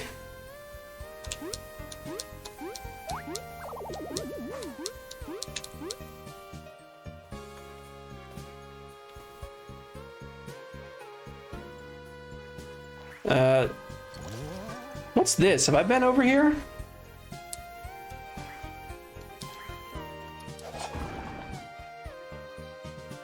Oh, yeah. That's for something else.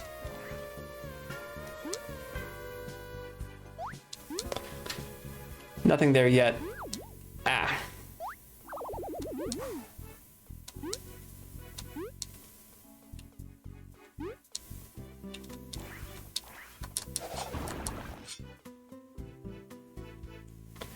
Okay, so here's the tunnel. We go down from the tunnel. Right, this branch that had me stuck for a little bit.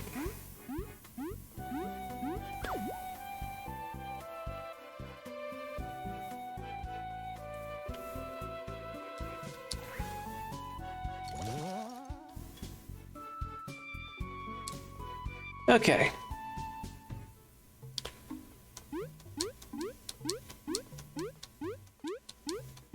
I brought your shit, old man. Teach me magic. So, did you find all 3 ingredients?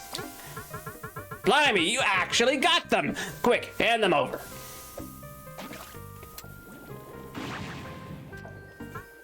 Yes, I can feel the magic in this brew. You really did help me. As thanks, I shall bestow great power upon you. You there, Bluey, you can use magic, right? And you've got a fun toy, kid. Not a kid. How did you... Oh, right, sorcerer. Yeah, we've got ice magic. Perfect. Now, in the darkness, master this technique. Frost relay! Worth it, huh? Wow, I just learned stuff all of a sudden. This power is incredible. What about me? Nah, chin up, Beetle. You'll figure one out. I'm gonna go back to work now. I guess you're, welcome to visit. Thank you. Now that's a reward.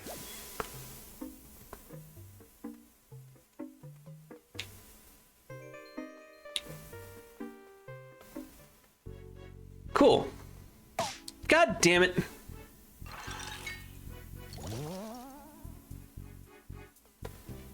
There is a little bit of input lag. I'm not going to blame it for that. That was my fault, but there is a little bit of input lag, and it's because I'm betting it's because all of your inputs are mapped to the same button.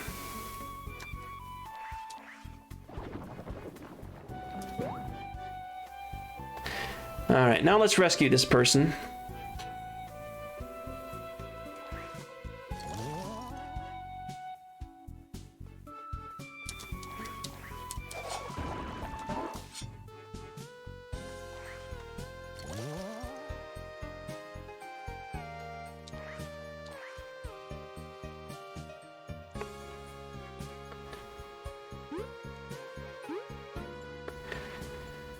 All right, lady, let's go get your sister back.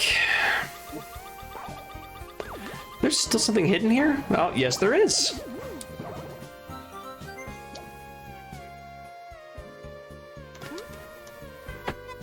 Hey, I made it.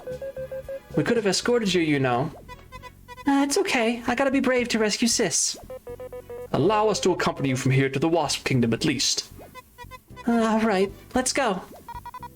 You'll be fine. Just stay behind us. We are invincible. We will walk in through the front fucking door.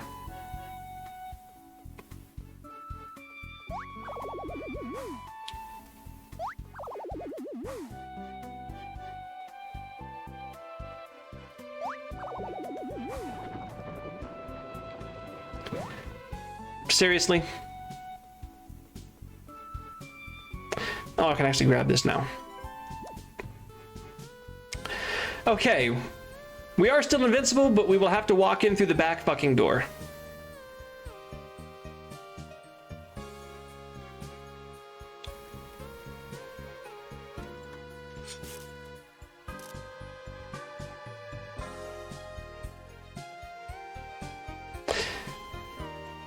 Almost forgot again.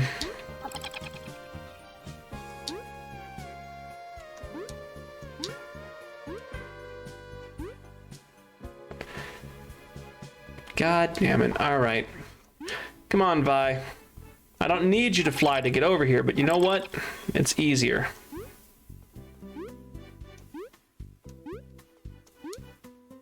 Oh. Oh, there's a...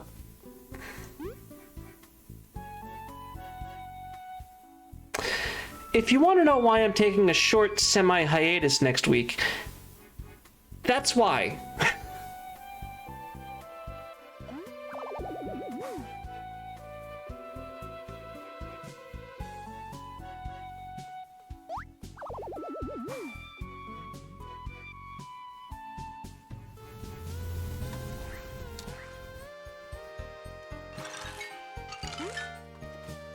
Shit.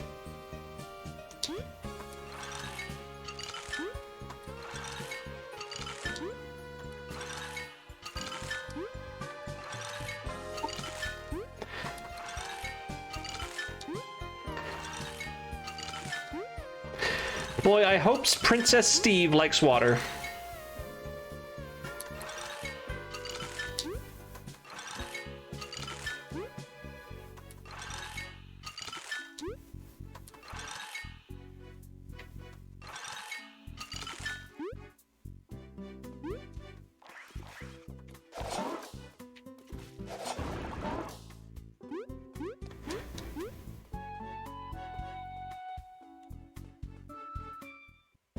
All right, here we are.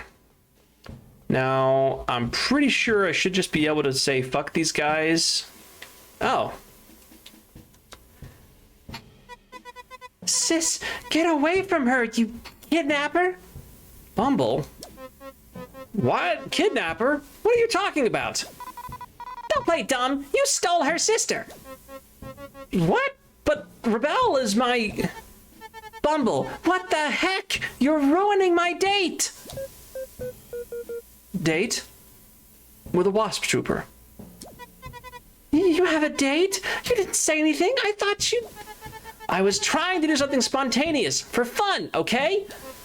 It's true, I invited her here, and she said yes! Please understand, tensions have been running high. Who cares about all those politics? We just want to be together. Why didn't you tell me? I thought you wouldn't approve, so... Of course I do. You support me in everything.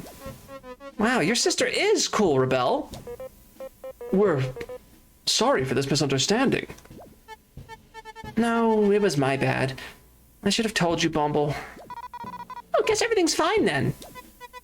Still, we could probably stay at Metal Island until the conflict dies down. Yeah, right, I guess. We spent some good time here anyways. Thanks for caring about Rebel so much. Here's a little something. Yo. You're a cool dude. Sorry for the scare. I get that a lot. We'll get going now then. Take care. Nice. And that is side quests pretty much cleaned up. This is in Ant City. That's easy. And then we can try to take on one of these guys to end out the stream. Probably Tidal Worm.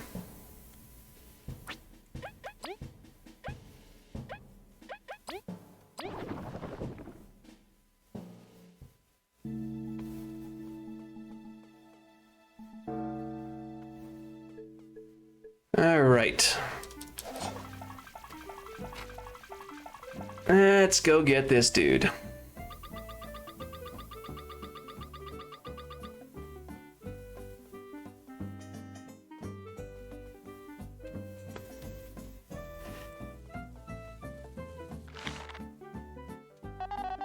then I was like, Toria! Seriously? Here, I got your mask back. Huh. Man, thank you, but you could have gotten hurt. It's all right. Everything's turned out fine. Hey, glad you two seem fine. Well, these are the friends that gave me courage. You did excellent, Mun. You, forgot the reward, though. Oh, sorry. I'ma get it. I was so cool, though. Thanks. I was really surprised to see he got it back. That was no problem. Don't tell Mun, but I sat down and made a new mask. I figured if he saw I didn't need one, he'd stop fighting the bandits. I should have trusted him a bit more. No one's going to blame you, seriously. Please take it. It'll be our secret, all right? Leaf Cloak Medal. Ooh, that could be interesting. I want to see what that does. Here, my berry stash. $20, not bad. Oh, baby, a double! Huh? The double of 10 is 20. Okay. Thanks again. Have a good day. Alright, what does that medal do? Leaf Cloak. Leaf Cloak, where are you? Probably just teaches a skill that I won't use. Ooh, camouflages the equipped ally, making them be targeted less often by enemies. Okay, that could be interesting. I could throw that on somebody with, where are you? Power exchange. Yeah, I could throw that on them. That could actually be very interesting. I'm gonna need to get some more medal points. All right. And now we're down to just lost books, bounties, and the main quest. So let's try the Tidal Worm. Let's head to Stream Mountain and we'll at least get there. Hopefully we'll be able to try to fight it at least once.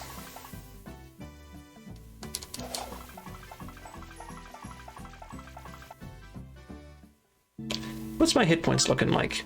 Oh, I'm full up. Okay.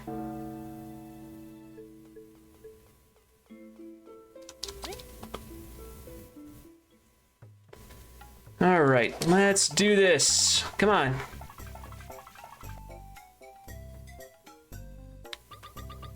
Let's go, let's go, let's go.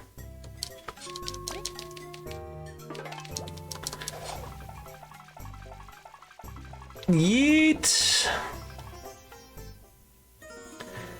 All right.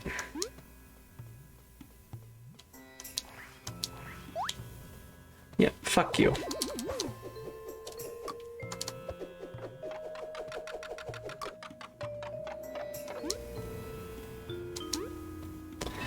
So I believe I've opened up all the shortcuts here.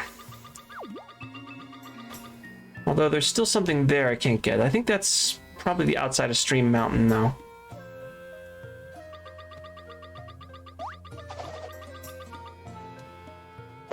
Oh, can I?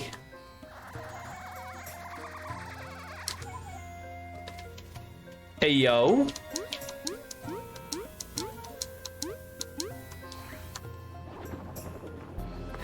This is going to be a crystal berry.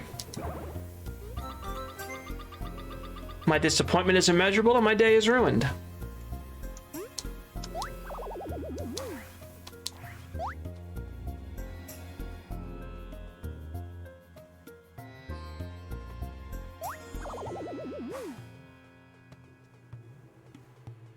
Yeah, so Stream Mountain, I think, is over here.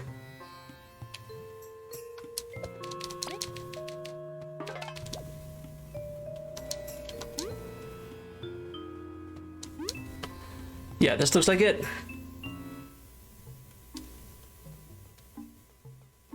Yep, for sure.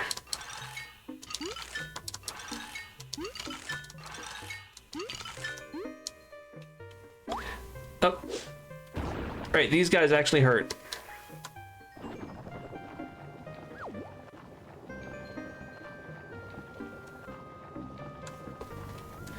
Oh, okay. You're supposed to be able to get in here right after you get Burrow.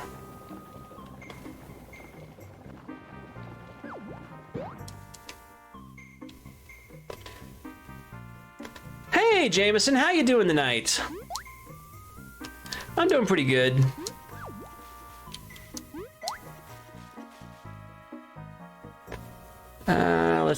Let's see.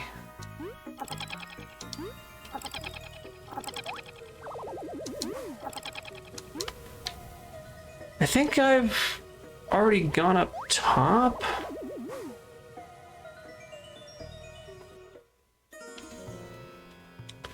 That's where the ore is. I must be missing something. Man, playing the Spider-Man PS4 game in your PC. You know, I still haven't played that, but I've heard nothing but good things.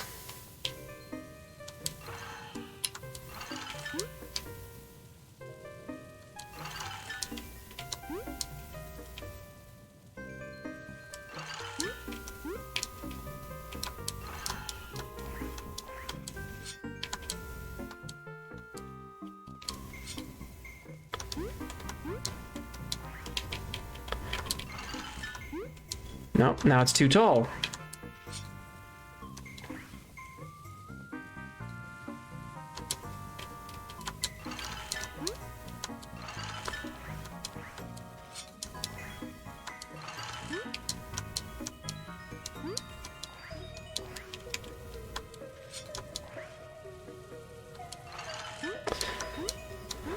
There we go. No!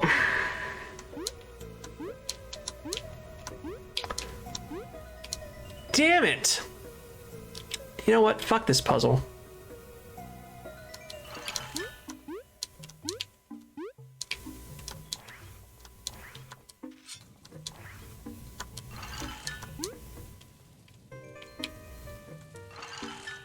No, that's too tall.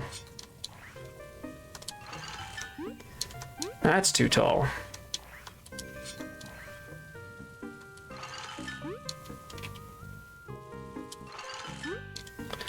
There we go. Okay, now I just gotta wait this out and let this thing get back up. Ah, actually, no. Don't need to wait for anything. I can fly, bitches! But that doesn't lead me anywhere.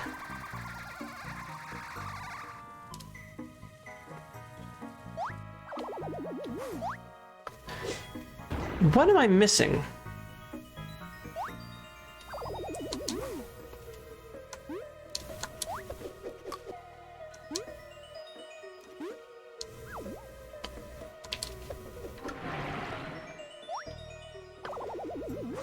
Is there another path? Oh, yes there is. And these guys I actually fight.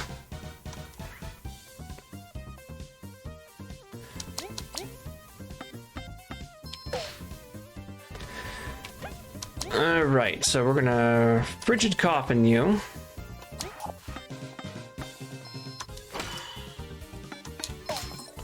And it's not gonna do much. And then we're going to heavy throw you.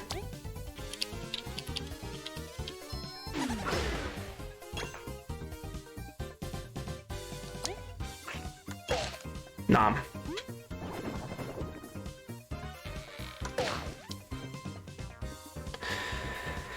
Alright, so now you have to hit this thing. And then the little guy in the back's gonna finish it off. So what can I do? Talk, crossbowman, frozen drill.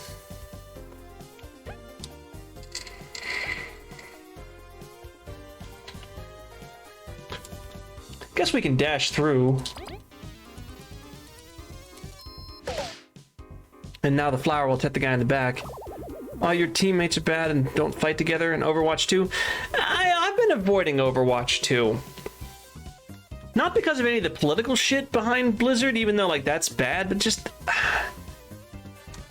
I don't like the practices, like their business practices they're doing, and it's just...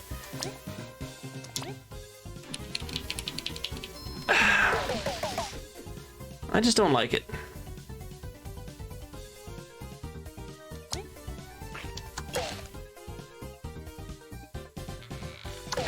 Ow!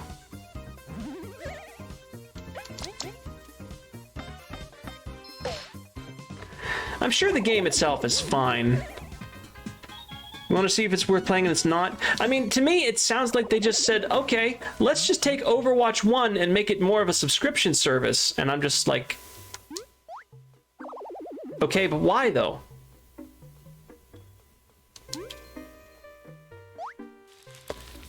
What? Oh god! This is my you know what? Actually, fuck this.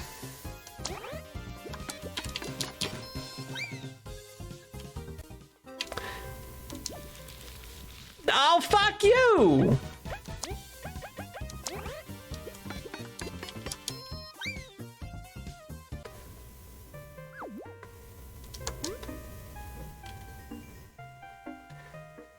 You have to play 50 plus hours to get the heroes you want. It's just... Blizzard! I own Overwatch 1. I have several hundred hours in Overwatch 1. Just let me be bad as Sombra again. That's all I want.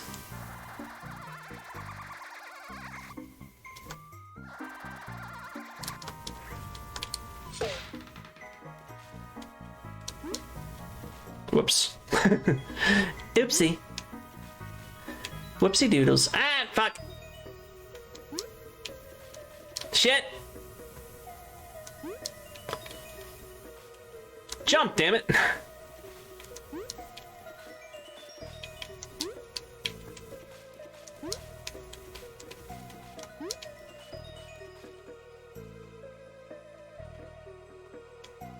Nani?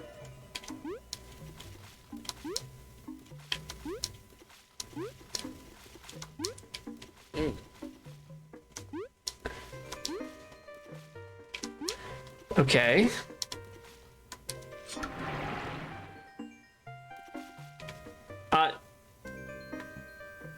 Ankle deep water, ladies and gentlemen.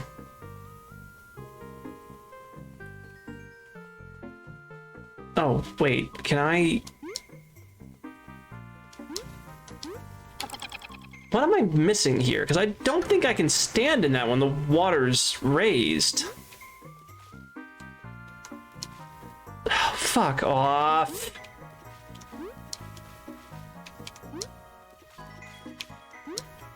A platformer this game is not.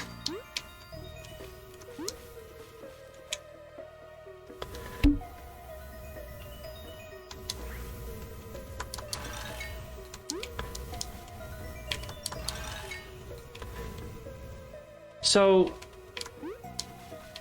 wait.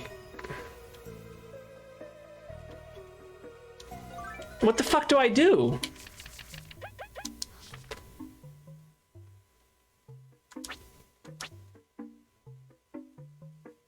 see the way to beat it? Do tell, because I don't fucking see it. Stop. Oh, wait a minute. Hang on.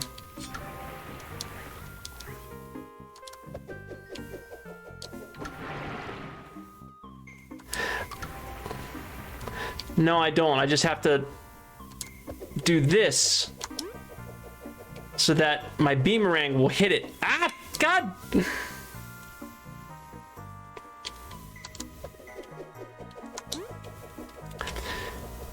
And this will drop the...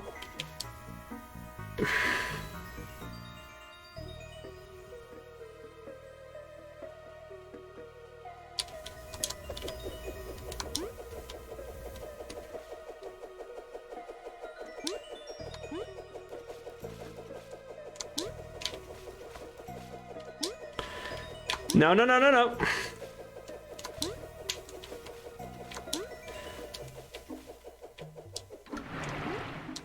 There we go.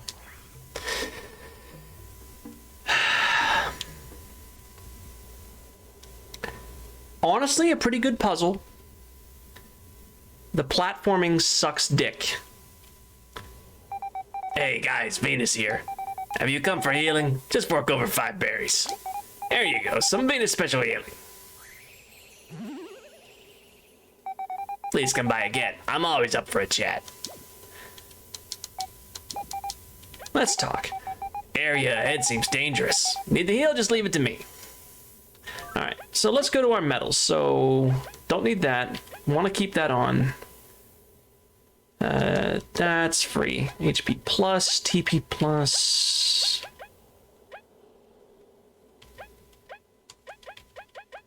I don't need that on you. 20 should be enough.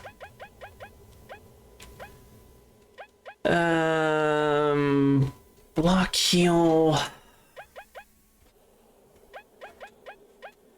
Don't need Triumph and Victory Buzz.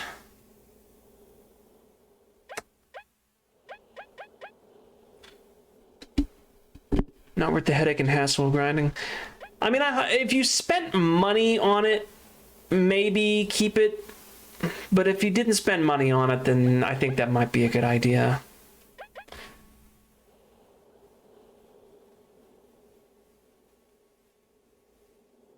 I could make Kabu.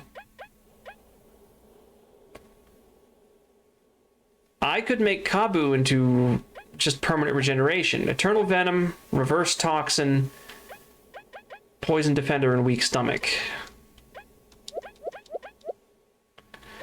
So now I just got to use one item on him, and suddenly he's just always being healed for the rest of the battle. So that could be interesting. That's an idea.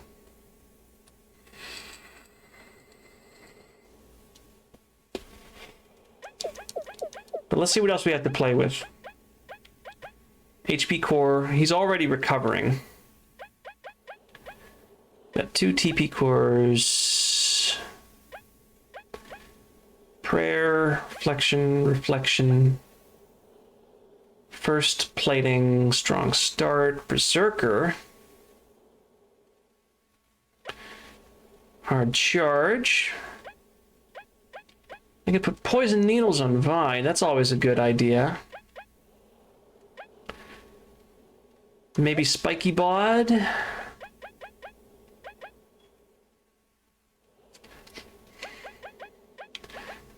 Spy Specs is good. I guess we'll leave that on Kabu. Okay. He's down 2 hit points, but that should be fine. Okay, so Overwatch 2 is free to play. Okay, no, now their business model makes a little bit more sense. Because I thought that it was like a $60 game that you then had to unlock everything for, and that was fucked. But if it's free and they want to do a subscription-based service or like buy this character to play as this character, that I can get behind a little bit more. But I still don't think I'm going to get it. I didn't like Overwatch 1 enough.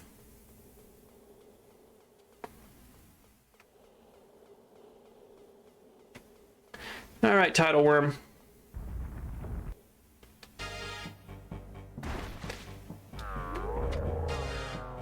Not any bug I know of. Spy, tidal worm. We're fortunate the tide is low, otherwise we couldn't reach this beast. Its tail is worth weakening, but I'll need Vi and Leaf to assist me. Okay, 103 hit points. Bring it on, motherfucker. Okay, now you. I can attack the tail. Let's see what that does.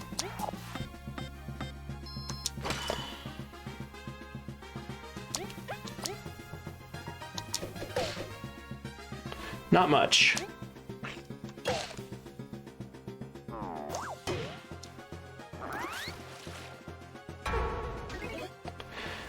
Okay, so in 2 turns, he's going to take some damage.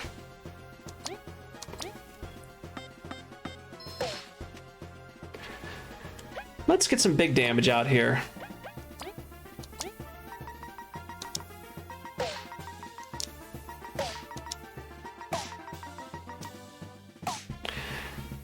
Oh, I can deal double damage to him if I target it in the right spot. Oh, okay, hang on. I got some things brewing here. Let's try to do needle pincer.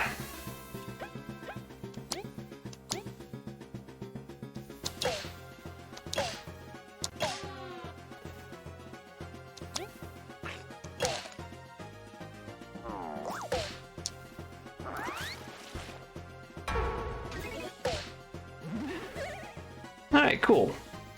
Alright, so let me... items... 6 HP, 3 turns. Do I have anything that will restore... Tangy berry, dark cherries...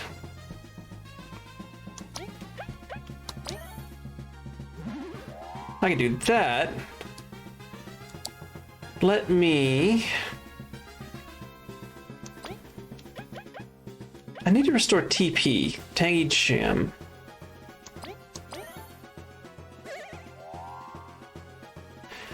Okay. Ice rain.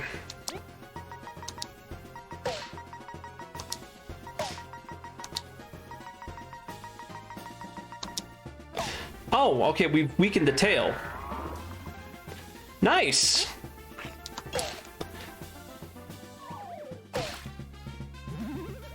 Okay, cool. I see how this works. If we knock out the tail, he gets weakened, and then we can just, like, kick his ass.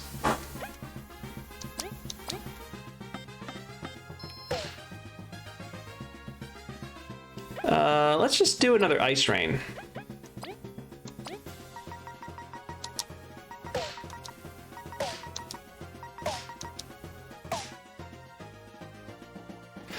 And then Vi...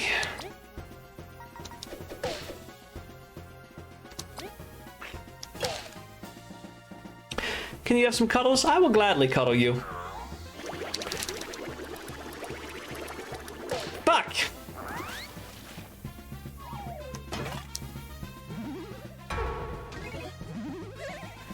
Okay.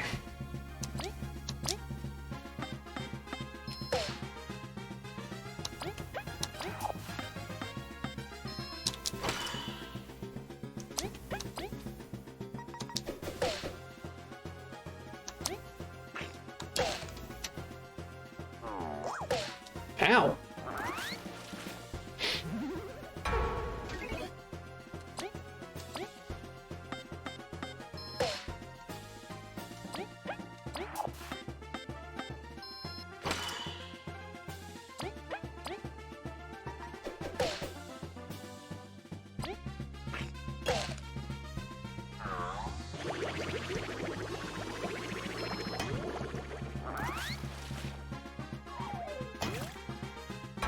Alright, this is still kind of dangerous.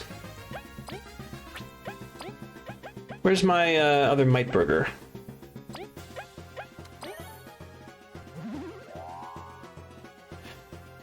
Alright, Vi, we're actually going to have you use a Might Burger on yourself.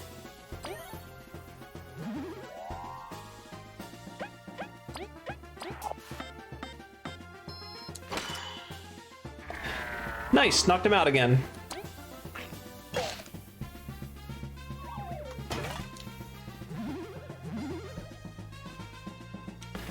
Okay. Oh, I should have had Vi use heavy throw first.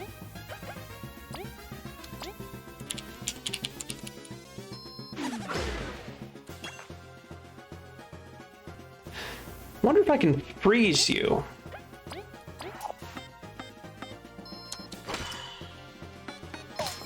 No.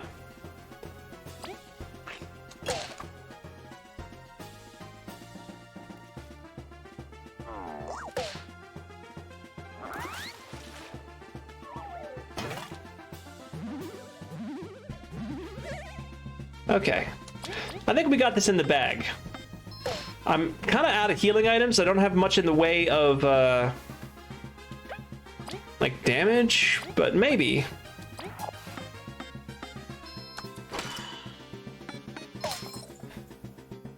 If we deal enough damage to it...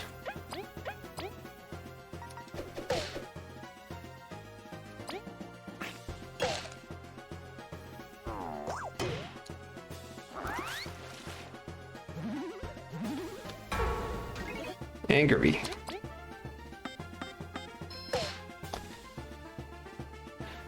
Yeah, I think we got this actually.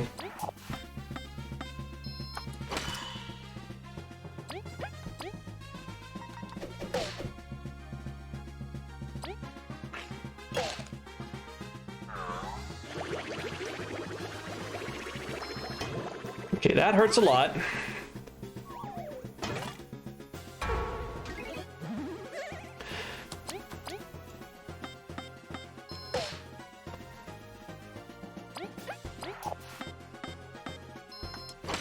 Okay, he's gonna be stunned again, which means Vi, you can hit him with something big, like Needle Pincer.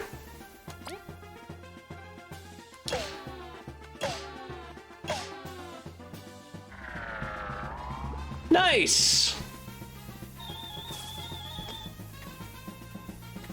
Cool!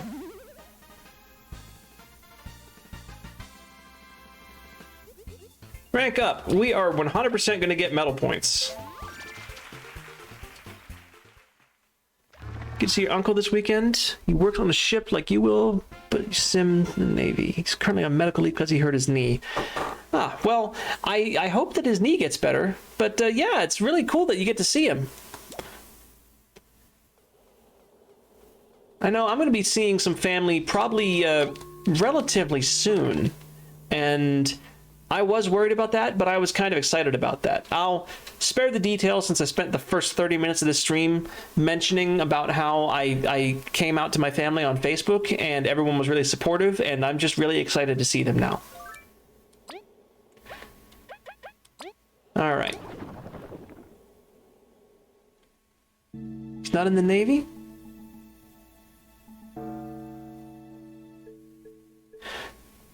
Oh, okay. He works on a ship, but he's not in the Navy. Okay, okay. Well, still, he'll probably have some tips for like life on a ship for you, because I know next to nothing about that. My granddad, a long time ago, was in the Navy, but I think he was actually stationed in a naval base. I don't think he served on a ship for very long. I'm not 100% sure about that. All right, buddy. Ah, so you defeated the nasty tidal worm. Now I have that crystal it dropped. Yep, this is a genuine deal. Here's your reward. Another last attack medal. Not great. 50 berries I'll take, though. Nice doing business with you. Please find the other bounties and your reward will be waiting. That was easier than I thought it was, although I will need to grind a little bit of money and get some healing items. Okay. All right, that said, I'm sorry that you got here so late, Jameson, but it's going on 1 a.m. for me, and I'm actually going to start wrapping up. You just had a nice mental image, Gage in a sailor outfit? Oh, you know what? actually, that could be some pretty cool art. I did grow up watching some Sailor Moon, so I mean, I'm on board. All right.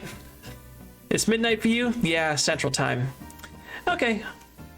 Well, yeah, thanks for hanging out for a little bit of time. That would be pretty cool art. Hey, thanks, Till Marvel. I need to...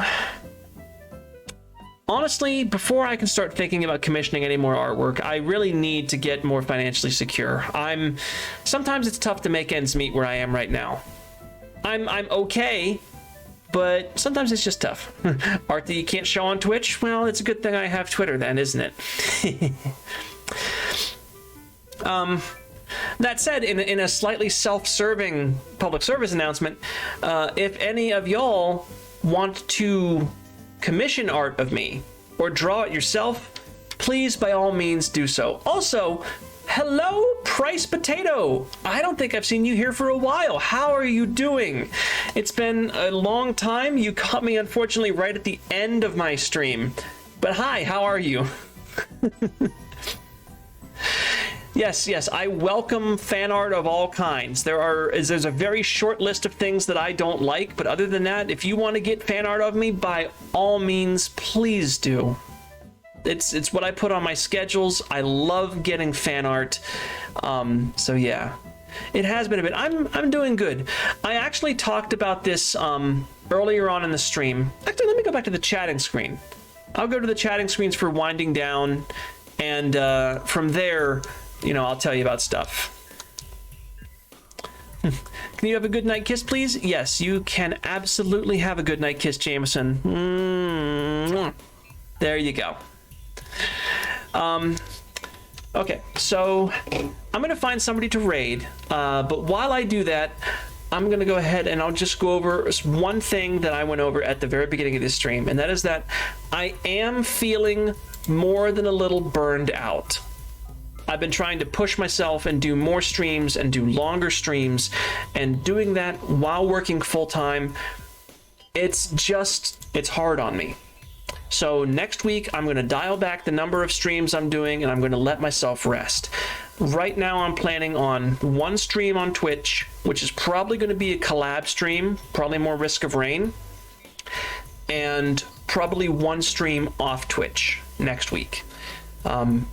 I'll decide when I get my schedule done. I'll make sure that I know. I am still going to do my off Twitch stream this week. That plan has not changed, and that'll be Friday at 8 p.m. That should be going through as planned. But next week, I'm going to take it easy and let myself rest a little bit because I really feel like I need it. That said, I'll probably be active on Twitter. I'll be active on my Discord. I'm not going to leave. I'm not going to I'm not going to leave. I'm not going to isolate myself. Streaming can be a lot of pressure. And even though it's something I really enjoy, it is basically a second job. And it just really takes it out of me sometimes. So I'm going to take it easy next week. Resting and proper pacing is important, yeah.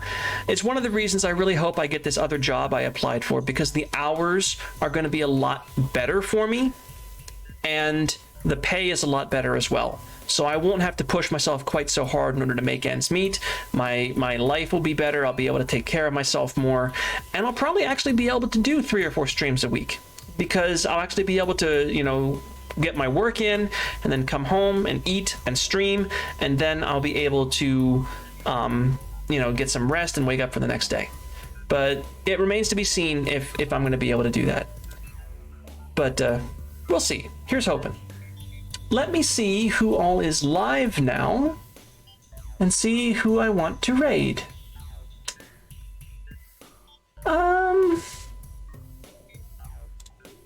Yeah, I think I know someone who I want to raid. Someone I haven't raided in a while, Unicorn Raylene.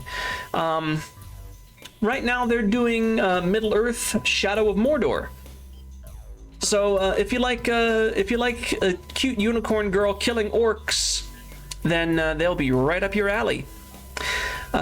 Say hi from me. I've got some raid messages here. I haven't used these for a while because Nightbot has been kind of fucked.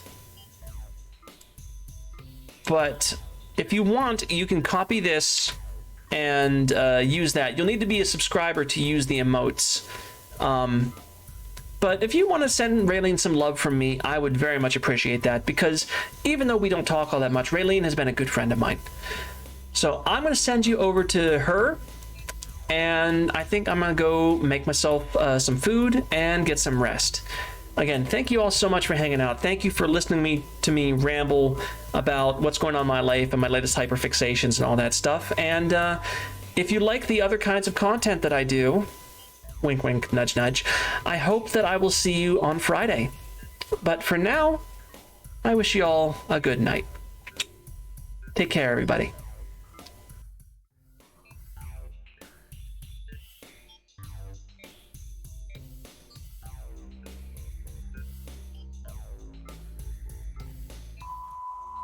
I mean, I guess I can say hi to Marcus, because Marcus is a good bean, but I am going to be ending very, very shortly. I'm sorry, Marcus. Shoot me a DM on Discord. I will absolutely 100% talk to you there. I gotta go. I'm gonna go cook a pizza, so I'm gonna be up for a little while longer. Yeah, you just caught me at the very tail end of the stream. I'm sorry. If I hadn't already shut down the game, I would have gone for another like half an hour, but I can't. Oh, good night. Oh my goodness. Oh, Marcus, you're a good bean. I am sorry. Alrighty. Have a good night, everybody.